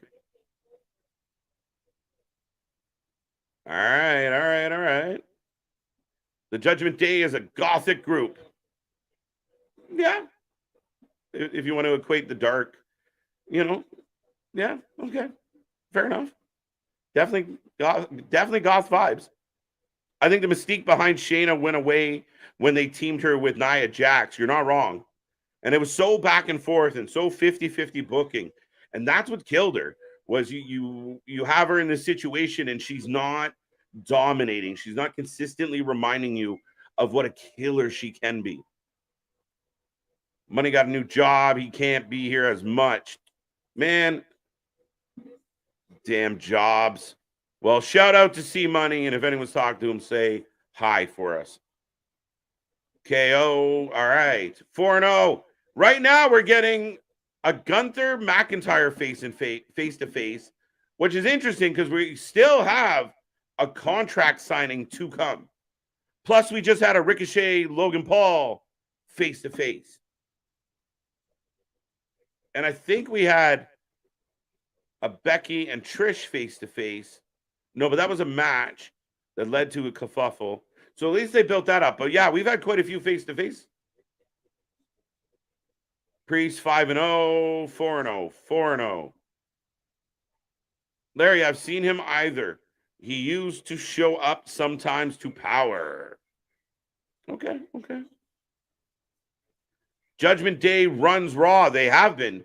They've been a very prominent portion of Raw. Right now, I am getting the commercial for the trailer, however you want to look at it, for the Cody Rhodes story. This is going to be intriguing. 3-1, 4-1, 4-0. Right on. Maybe see money on vacay. There you go. No, apparently he's got the JOB. It's worse. How are people 4-1? There's only been 4 matches. I don't ask questions, JV. I want to see Becky Lynch versus Ripley down the road. Yeah, I think we can get there, Damien. I mean, I do.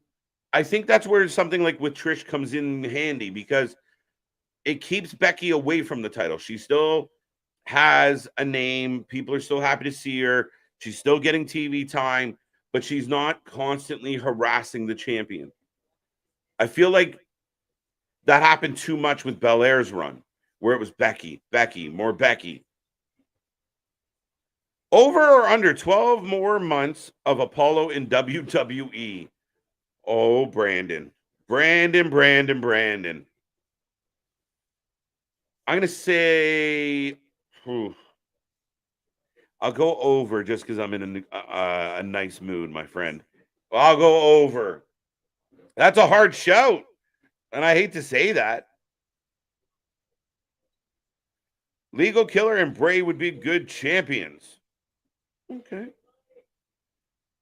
Am I wrong, or is AEW just a newer version of WCW? Larry, if Nick was here, he'd be painting the sky right now. Nick and I have said that a lot. And I mean, we brought it up earlier tonight, and Nick did the WCW in the air a la Bret Hart. And I mean, it gets that vibe with the nepotism, with the infighting, with too many cooks in the kitchen, with a bit of the silo effect, too many people beating the same drum, not listening to outside input, intake. It becomes an issue when you're trying to grow the company, when you're trying to keep it innovative. And for me, I think a good example, look at Blood and Guts. How many people in the chat would think that this year's Blood and Guts was the best Blood and Guts we ever got? And I'll wait and see how people answer that. But the point is, I didn't think it was the best Blood and Guts, but I've seen a few. And if you continually push that bar up without the rhyme or reason or without the story behind it, you end up like WCW. You're just hot shot booking, and that will eventually burn out. I agree with Luna Havoc. I liked Punishment Martinez more than Damian Priest. The difference was the booking and how Ring of Honor used him. I mean, I get what you're saying. I think as Punishment, he was a big fish, a really talented guy in a different talent pool. And I don't mean that disrespectfully. It was just a different dynamic. I agree that he was probably edgier, but that, again, the company itself was edgier. At the end of the day, I really like Damien's growth, Damien's progress in front of us as a talent. I think he's come a long way. I'll tell him you said hi. Thank you, gamer. Thank you. Lots of filler on this Raw. Welcome to Mondays. I got Valhalla and the Vikings. I just really, please get rid of the shields.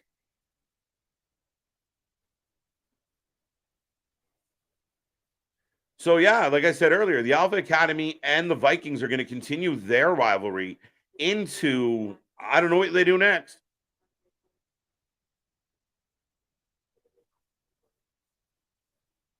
Wow.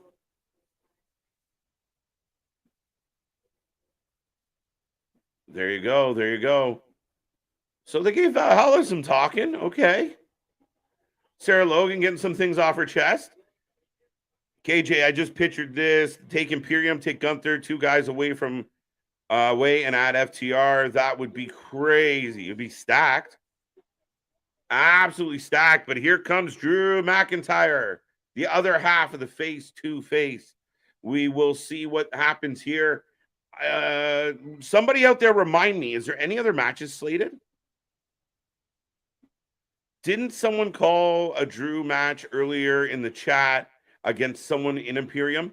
Yeah, I think there was mention of maybe Drew fights Ludwig. Now, there has been rumors about Imperium possibly breaking up or changing or adding a member.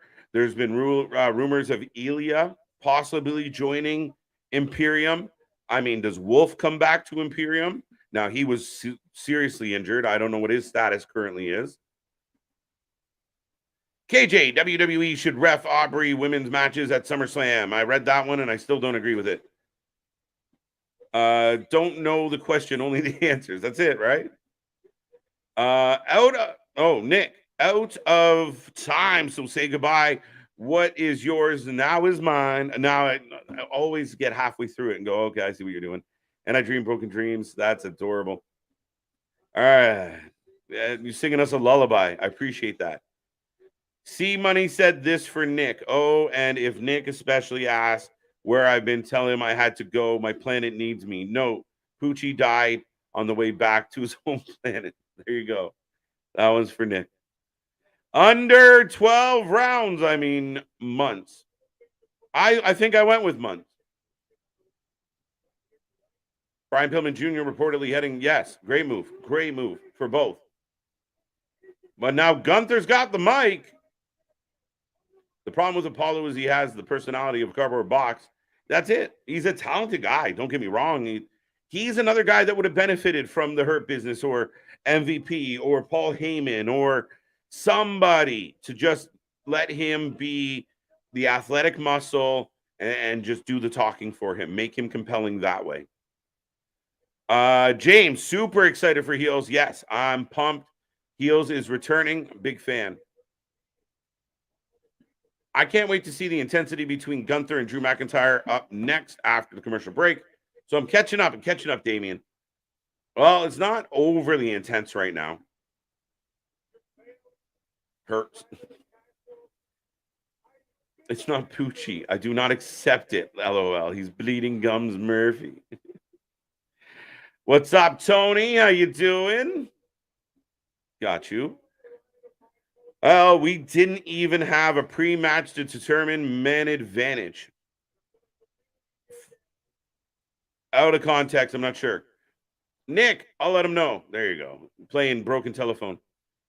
B&G was subpar, and the main match was super clunky and spot heavy. Okay.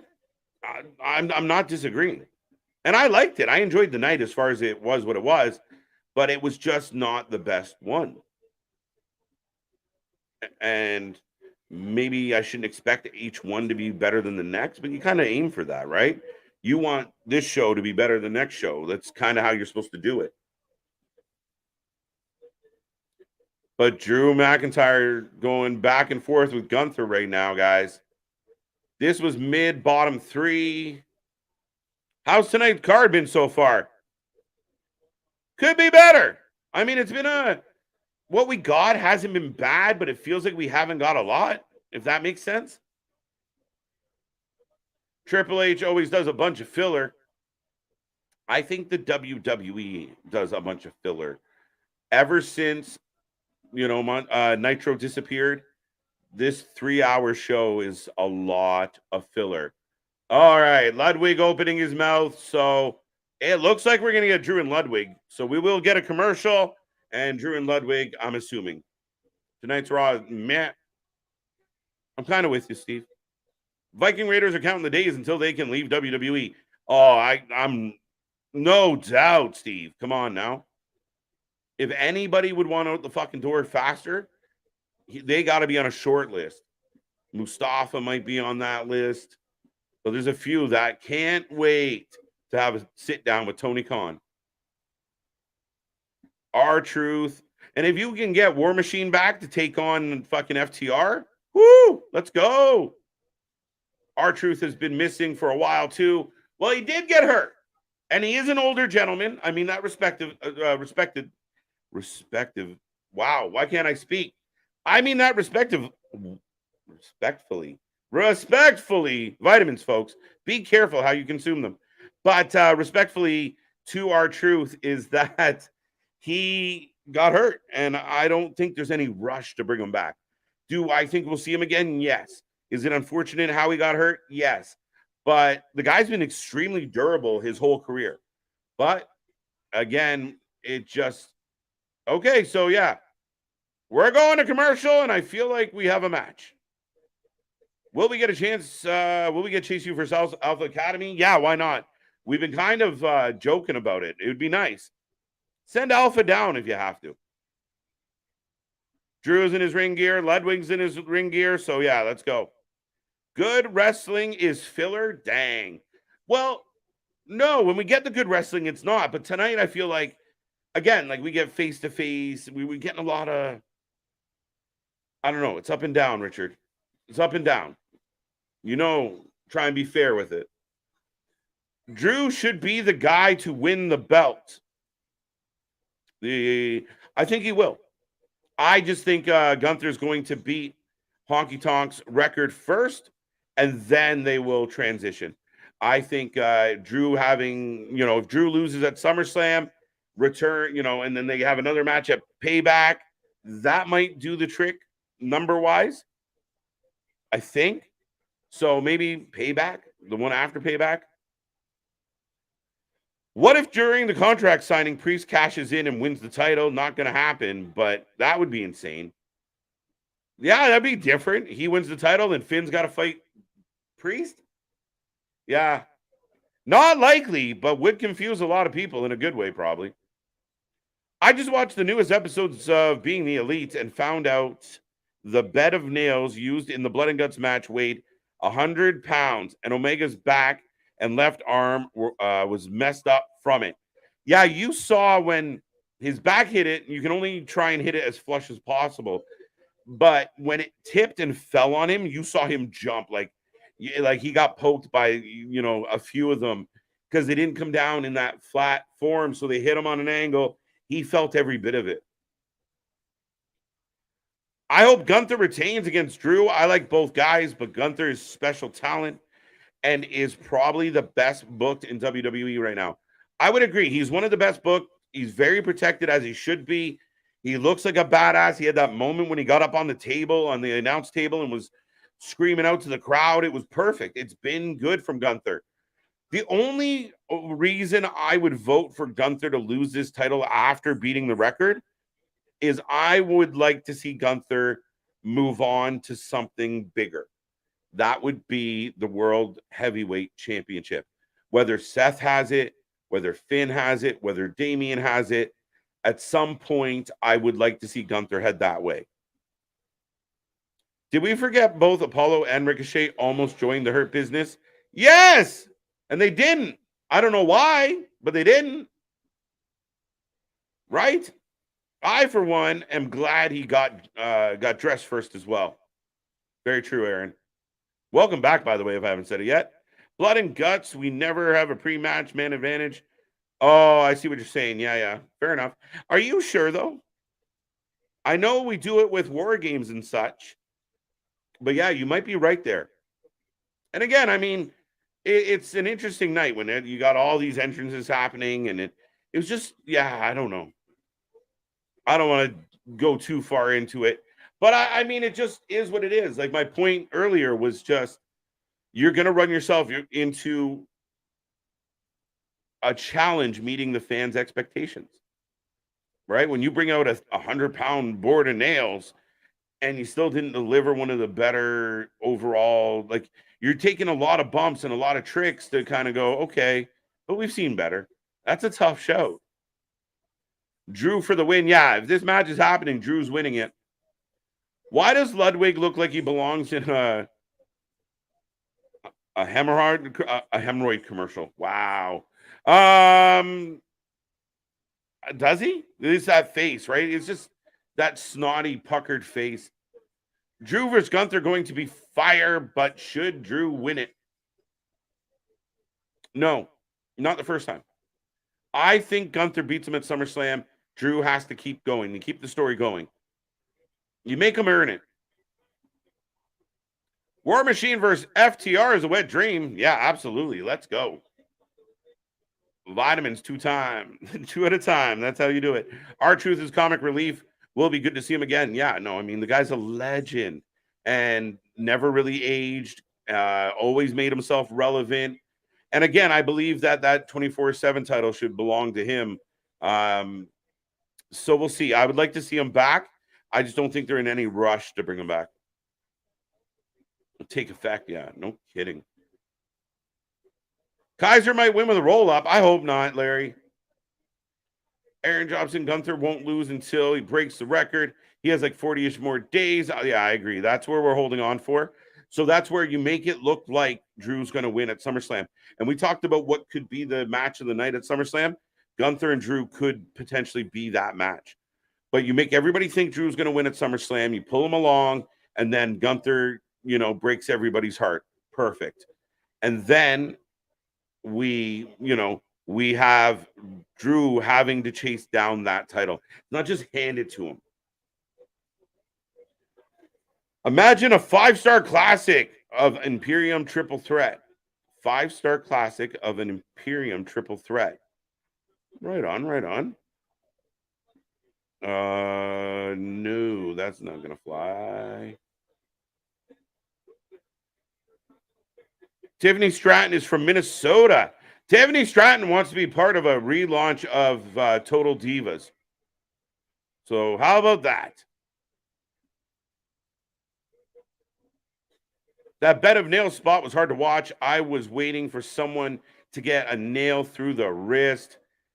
I mean, again, you please do not try this at home. I allow, them to kind of know as much as they know and hopefully deliver it well without anybody getting severely hurt. We watch a lot of crazy shit on this channel, light bulbs and scaffolding and barbed wire, and we've seen some crazy dangerous shit. So you hope they've prepared themselves for that moment. But you saw it with Kenny. Like when it fell off the ropes, he jumped because it must have jumped into his skin, and with the weight behind it, it would have just hit his skin and kind of dragged, and yeah, Roman versus Gunther. That's not bad. I mean, I don't know how you get them together, but it's not terrible. This show needs thumbtacks and broken glass. No. How about Legos? I saw Legos this week too. Right now, Kaiser's kind of in control. Gunther should lose to a newer talent, use that title run to make someone like Waller or Ciampa. No, you're not wrong. I don't hate the idea at all, Mark. I don't disagree with it. I do feel like instead of going that route, they're going to put it in the hands of like a Drew McIntyre. I mean, Ciampa eventually I think would make sense. But again, Drew is often viewed as a, championship caliber talent. So it really tries to maintain the prestige of the IC title.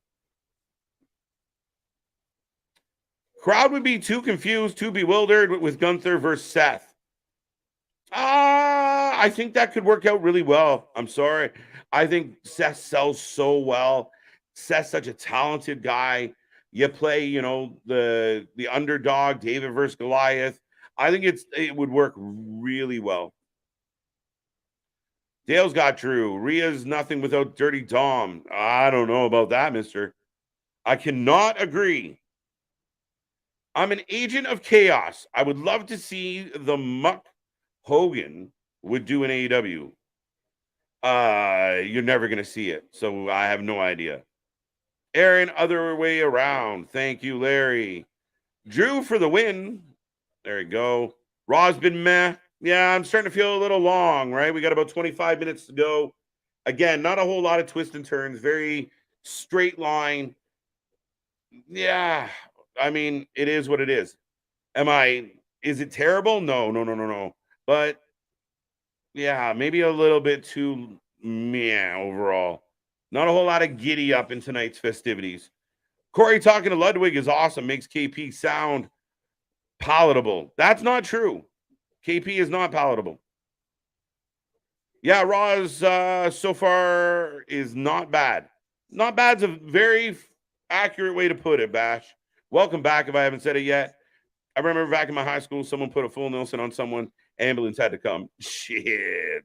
Who fucking, was it the Hurt Lock? What do you mean? What kid is tapping right to the ambulance? I think we all have stories like that. But yeah. I'd like to see Gunther out in the mid-card scene. He's a beast. Yeah, I think that's part of my thought process, Tony, is the idea that Gunther, when he does lose this IC title, you just push him up the ladder, right? You put him in that main card position. And guys, if we were tuning into Monday Night Raw and Gunther was the heavyweight champion or the world champion, I would be perfectly fine with that. Week in and week out, the arrogant general running Raw, taking no shit from nobody. And then you got to line up baby faces to knock them off. Didn't Knoxville and Sammy have Legos? Yes, I believe they may have. Listen, in the realm of things to fall on, you talk about the thumbtacks, you talk about all the pieces of glass. Glass has got to be bad, but I mean, Lego seems so devastating. You step on a Lego, it hurts, man. Throw me on a Lego. Oof. Zoe Stark could make Rhea Ripley pay. Okay. When? Where? Why? And we're coming back out of the commercial break, folks. Ciampa has to prove he can stay healthy first before he gets exactly. You got to give him time. And you got to remember, guys, I think in a lot of cases we forget, if you watch a lot of the wrestling, if you know the NXT guys, you forget that there's a contingent of the audience who are being introduced to some of these players. So it can't just run them right up the flagpole all the time, unless you have something kind of special to work with. Arguably the ROH No Honor 6-man with the Dark Order and yeah, there you go. That Stu was better than Blood and Guts. Yeah, I mean, it was close, neck and neck, Mark. Not a reach, not too far of a reach at all. Seth and Gunther would be a banger. Thank you, John. Welcome back. Good to see you. And we're back to the action, by the way. Drew McIntyre right now in control, and he is just taking chunks out of Ludwig. Whoa. Put Gunther in the main event scene. He's too good for the mid-card. See, that's what I want to change the mindset of a little bit, in the sense of he's not too good for the IC title, because the IC title is prestigious. And I think that's what the mindset is. That's why if you transition it to a Drew McIntyre, it keeps it like the IC champion was always a guy that was either about to be or could be that champion. It wasn't necessarily, that much of a drop-off. It was just a different avenue. So, yeah, I don't think he's too good for the IC title, but he's definitely a beautiful fit for the heavyweight scene. Whoa! Ludwig! Kaiser catches Drew coming in for the Claymore. KJ, I'm saying the crowd wouldn't know who to cheer. Oh, no, not at all. Like, that would, I mean, Gunther does play the heel role pretty hard, but again, everybody loves him and respects him for what he does in the ring, so it's a tough one. Drew for the win. I think I have the perfect way to insert Bray into SummerSlam. WWE, pay me and I'll tell you. Michael, I hope you have an answer, buddy. I think Drew McIntyre versus Gunther is going to be a banger at SummerSlam. I do too. And that's why, I mean, it's not a terrible thing if we get 2 Gunther-Drew matches. Maybe 3. There it is. It's over. Drew McIntyre takes out Ludwig. And Gunther continues to be disappointed by his henchman. Oh, he's here. Suplex. Gunther all over Drew. And Eichner now in the ring. When I was a kid, I thought I invented the full Nelson. Here's Riddle. Riddle has come out to help Drew. Gunther beats Drew at SummerSlam. I'm with you, Larry. Wow, Gunther annihilating. How many times can Riddle be beaten up by Gunther, honestly? Raw tonight's been meh. Fair enough, fair enough. We got about 20 minutes to change your mind. Imperium was better in WWE NXT UK and on NXT 2. I still like them, but they need a Raw Tag Team Championship belt. I think when Eichner and Ludwig were more than just, the jobbers that you had to go through to get to Gunther, where they were having competitive matches and they're an outstanding tag team. Oh, Gunther trying to put Drew through the table. Drew, back body drop on the floor.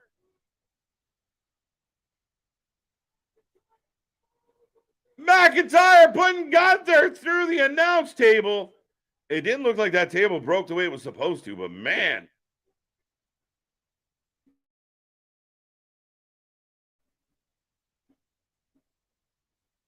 Ciampa had a long indie run prior to WWE. He's no spring chicken. That is very true. He's had a long career, and Ciampa didn't take the easy path. It was funny. We recently heard LA Knight say, like, I'm not your typical 40-year-old. I haven't gone through a lot of the strenuous stuff others have. Ciampa is the exact opposite of that. Ciampa went through every hurdle and every wall and every possible challenge in his time. He never took the easy path through anything. And we've seen it with some of his injuries as he's gotten older. Gunther is better name than Walter. Yeah, you know what? We joked about it. We bitched about it on the channel, but we knew eventually it would just become a thing. I like Walter better, but it's the one I knew first. Here's Ronda. Ronda Rousey.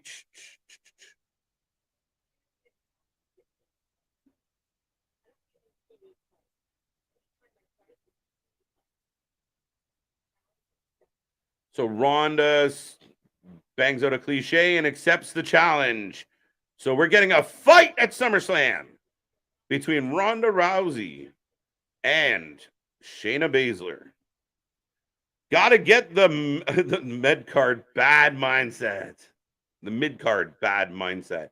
Yeah, I mean, that's my take on it, is just the mid-card gets viewed so often of like, yeah, put the IC title on Mustafa, put the no disrespect to anybody, but it used to be, you remember, like, it was Hogan, Warrior, Hogan, Macho Man had the IC title. Like, you had guys like Orndorff, you had, Jake the Snake, you had Rude, these were main event level guys running around with the IC title all the way up. I remember, I mean, to his credit, what John Cena tried to do with the US title to make it more than just a mid-card thing. I mean, it shouldn't necessarily be a bad thing. You want a guy, like superstar of the caliber of Gunther, to have that belt for sure. Bash drop the R. I'm not calling that. The mid-card literally carries the show. Absolutely. Especially when you got 3 hours. And like Nick said, there is a lot of potential in this mid card, guys.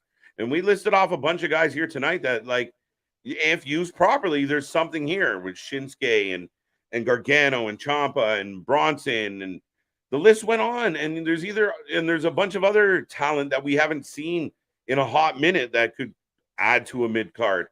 There really isn't any reason. And I know people say, well, 3 hours is a lot. You have a lot of fucking talent. Use it better, and the 3 hours wouldn't feel so bad. I missed the WWE 24/7 championship. I was just saying that, complicated. I mean, you have that, Nikki just drops it. I really, one day, like, R-Truth just shows up with it. I found this. It's mine. 5-0. Test had a nice full Nelson bomb. True story.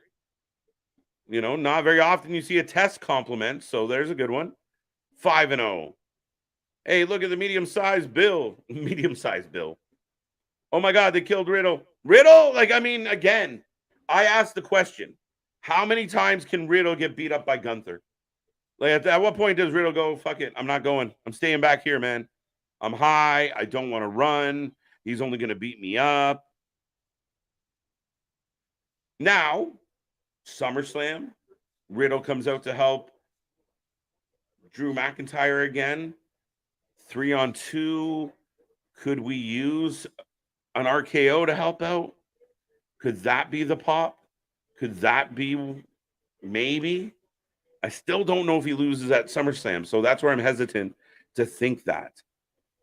I love that Gunther drops Riddle. Always. Always. It's not even a fucking question. Finn needs to come out as Demon. No, I don't think he will, Steve. I think, again, I listened to Finn talk about how he felt about the Demon. He felt like he had grown past it. And I think when you break it out on a special occasion, a WrestleMania, something like that, or a grudge match, fine, I'm with you. But to just, I don't necessarily know that he needs it, or nor does he want to need it. KJ, you didn't get my Walter joke. Did I miss it? Holy, holy, holy. Oh my God, they killed Riddle. Riddle needs to go away. I don't know if he needs to go away. I like Riddle more than most people do. I think Riddle's got upside. You gotta have him in some type of situation that matters. I would like to see what Riddle was like as a heel. Bring back the Spanish table. Yeah, usually. Pay-per-view. Y'all should keep a weekly broken tables tally. We'll leave it to the chat, guys. You keep us abreast. I think Drew McIntyre defeats Gunther at SummerSlam. There you go, Damian. Damian not taking my vote. Riddle keeps going after Gunther. He's going to end up in a chop to the ER. That's where we need Nick Ronan. Get a little bit of Arnold up in here. Ronda is the unhinged zone like Ciampa does. Is in the unhinged zone. I don't know. Listen, I'm not sad to see Ronda go. It just is what it is. I feel like she hasn't given a shit. And now her time's coming to an end. It's nice what she's doing with Shayna. Put Shayna over. Bye-bye. And again, they gave her 30 seconds to talk tonight. That was plenty. No war paint on Drowsy. Interesting. Yeah, so she was just cutting a promo. She was just there to say hi. Funny. Next week, Brock returns. Every second week we get this now. That's good. I already have the thumbnail made for the next show. Brock returns again. Shayna versus Ronda. Lion's Den. That's what I say. Give me a Lion's Den. Give me a fight pick. Give me something in, I'll take an octagon. Bobby Lashley versus Walter will be a dangerous match. Could be good. I was at Orndorff's retirement match. Nice, Aaron. That's wicked. Yes, Bash. Something. I don't even remember reading it, so my apologies. What will happen is Seth got back up in Kevin Owens and Sammy? Yeah, I think that's highly possible. If this turns into a melee, and again, I still feel like potentially setting up Dom and Damian against KO and Sammy at SummerSlam. It's too late. Like, I know people want DIY or this or that. It's 2 weeks away. So the only thing they've really been tied to would be the Judgment Day. Steve Austin was a great IC champion. There's a good example. It was always a reassurance. I mean, even Triple H, The Rock had great IC runs. And Finn Balor looking down at this contract. What do you think, folks? Someone going through the table? Think of the pop Finn is going to get when his old music back and he's out of Judgment Day. Finn is going to be super over again, and we'll have a run with the WHC as a face. It's coming. Hey, listen, Boston. They're doing the Seth. They're singing the Seth song, guys. But you're right. That he would be. Like, if they wedged him out of the Judgment Day, and then he turned back into the Finn we used to know. Yeah, you're not wrong. Up next is the contract signing between Seth Rollins and Finn Balor. Yes, it is. He was taken out on a stretcher.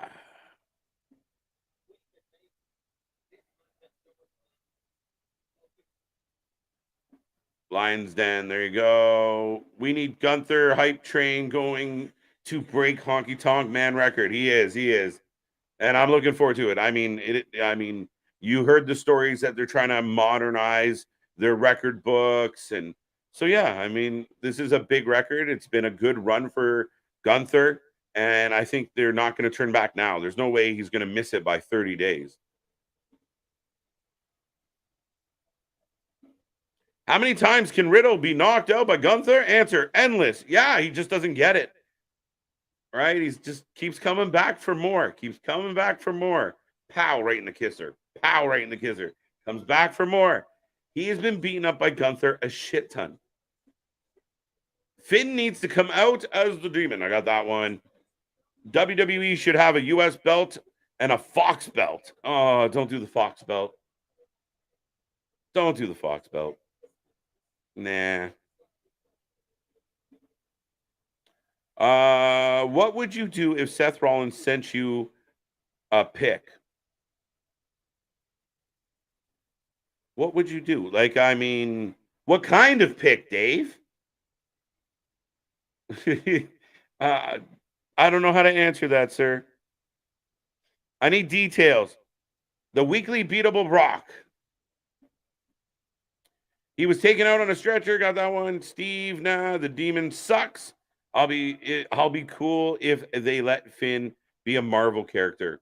Listen, I'm just down. I just want to see him battle. I want to see it be a great match. I want to see it live up to what it should be. And Seth is signing the contract as we speak, folks. Time for a sing-along. Yeah, it's not stopping. Didn't stop when Finn was trying to talk. It's not stopping now.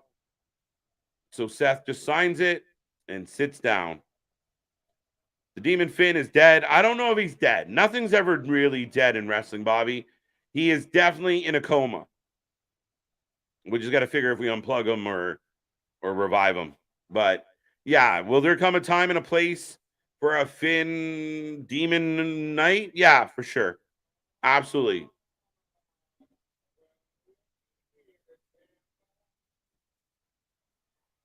I never understood the contract signing. They announced the match since last week and showed SummerSlam. Yeah, you listen. The contract signings are overdone. They really are. I don't know what else to say.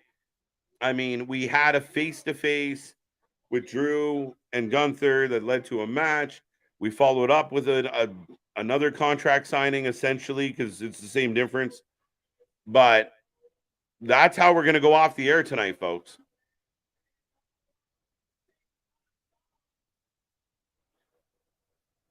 Seth got him singing again.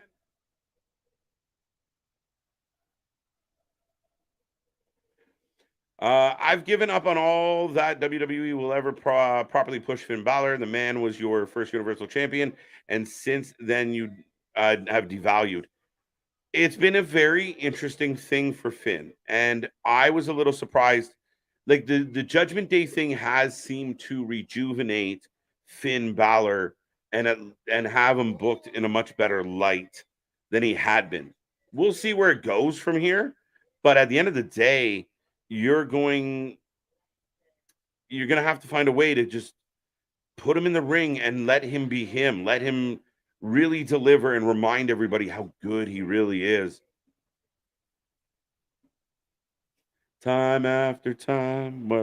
How did we get there?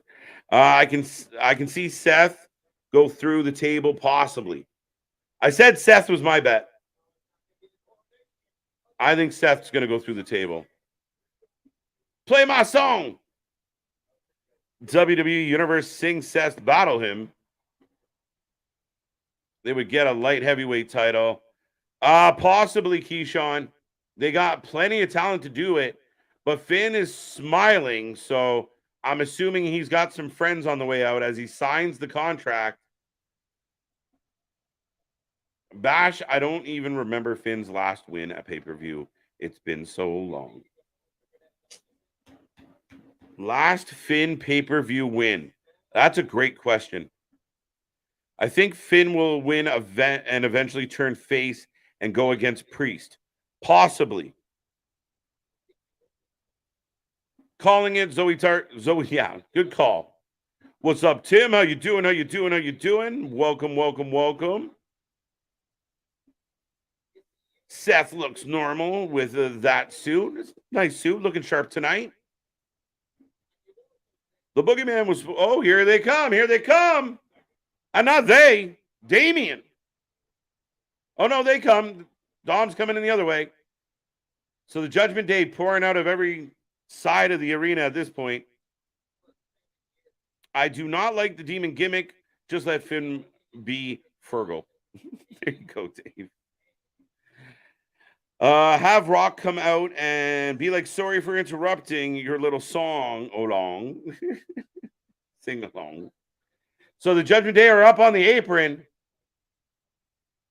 So Seth is in trouble. I like the demon, but you can't overdo it. You can't overuse it. And they just keep singing.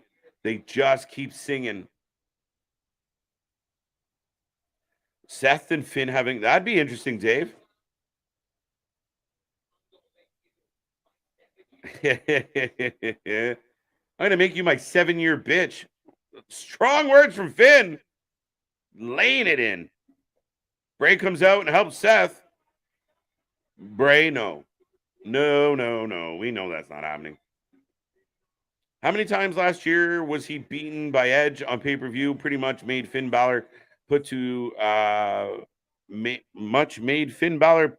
be insane. Yeah, he's, oh, look. Damien looking at the all right, so they're still playing this game. And here comes Sammy and KO. Oh no, here comes Sammy. KO still coughing up blood. Extreme Rules 2022 against Edge. I Quit match. Really? Holy shit. Oh. Rhea stealing the chair. Finn jumping on Sammy. Action to end the night, folks. Sorry, guys, but I couldn't take watching Raw after that Cody Rhodes promo. And every week, it's so you want to talk about it. Oh, so what do you want to talk about? I can use that as a pickup line. There you go, Steve. Again, that's the risk you run when you keep putting them out there. And the monologues get long when you're coming out and just talking, and you got to find a way to make it count. And I think there's certain weeks where you could do without them. And Finn Balor right now, eyeballing Seth as Sammy has been taken out and had the table piled on him.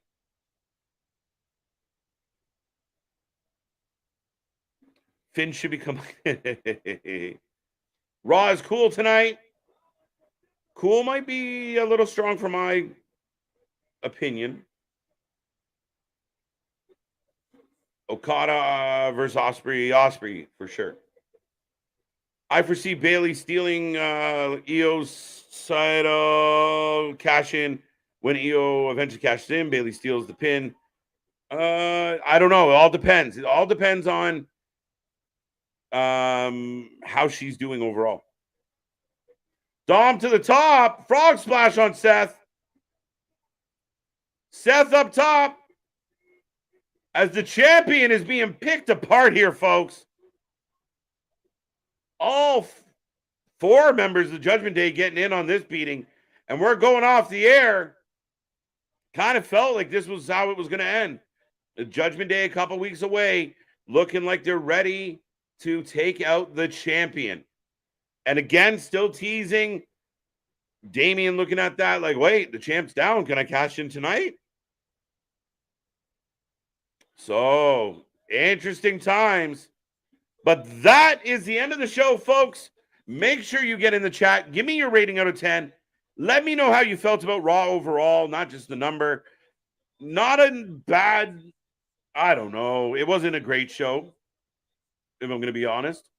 I want to start the week off positive. It wasn't a great show, though. It had a lot of filler. There was some good stuff in there. The ending was decent. But a whole lot of just, to me, it was a very flat show. Didn't get out of the gate. And it didn't have a whole lot of uptick.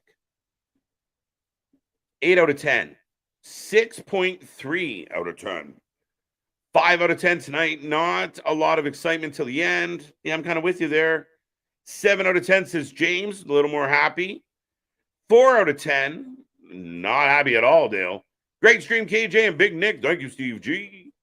7 out of 10, 6.9 out of 10, 7 out of 10, 4. Oh, wow, 4. Is anybody ever going to let Corey Graves know that your heart isn't located in your abdomen? Ha, ha, ha. It's a long way from your heart. 8 out of 10. Not bad, not bad. I've higher ratings than I anticipated. JV, I think I got your 7.5. Finn with Hornswoggle. That's not nice. More pre-tape vignette promos, less in-ring promos. They seem more impactful and entertaining. Yeah, I think the pre-tapes you can kind of get in, make your point, make them clean, and they're not as long. They take up less time. That's where we get into the filler, right? You're there was a lot of like, guy comes out, goes to commercial, next person comes out, then a woman comes out, commercial, then another person comes out, commercial. Yeah, you know what? Wasn't my favorite. WWE just pulled the trigger on April 3. They brag about how much of a risk taker Vince was all the time. But you know what? Anytime they can take a risk. Maybe Dave, I don't know if he is exactly being a chicken shit about it or that it's just, I honestly don't think he has a pulse. Like, I don't think he fully understands the ramifications. I don't think he fully gets the audience of 2023 at all. Good night, Brandon. Rocco, it's nuts. There will be a second year in a row where SummerSlam won't have AJ Styles. Very interesting. AJ hasn't done a whole lot. 5 out of 10 from Aaron. 8 out of 10. Good wrestling. Solid promos. Only forgettable thing was Apollo versus Priest. Yeah, I mean, I feel like there was a few more things that I've already forgotten. That's, I think, my issue. I liked it. All right.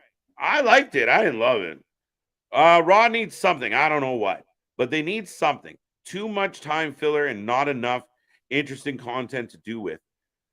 Yeah, I think because of the challenge of 3 hours, I think you've got to come up with a plan of at least having peaks within each hour, right? Like, build towards something at the end of the first hour, build towards something at the end of the second hour, build towards something at the end of the third. And maybe the argument is, KJ, that is what they're doing, but I don't think they're doing it effectively. Tonight just felt very flat, like very like next thing. And I wasn't into a lot of it. I wasn't really into like the whole Drew Gunther back and forth. To me, wasn't great. The match was pretty good, but we kind of knew what was going to happen. The opening, I really like the energy in the opening. 9 out of 10 for Monday Night Raw tonight. All right, complicated. There you go. Raw is a horrible name for Monday night show anymore. Isn't anything, it's anything but Raw. Overcooked. You know what? That's a very valid point, Dave. I won't be too long-winded on that, but yeah, no, when the show started, it was gritty and it was grimy. There was like dumpsters and garbage bins on fire and things were exploding and they were fighting on a rooftop. It was grimy and grungy and it was supposed to have that feel to it. That's why they called it Raw. But yeah, they might have, got to the point now where it is a little overcooked. Can you see LA Knight versus Roman? I could. I just don't know if LA Knight would be successful. And I don't know if that hurts or helps him.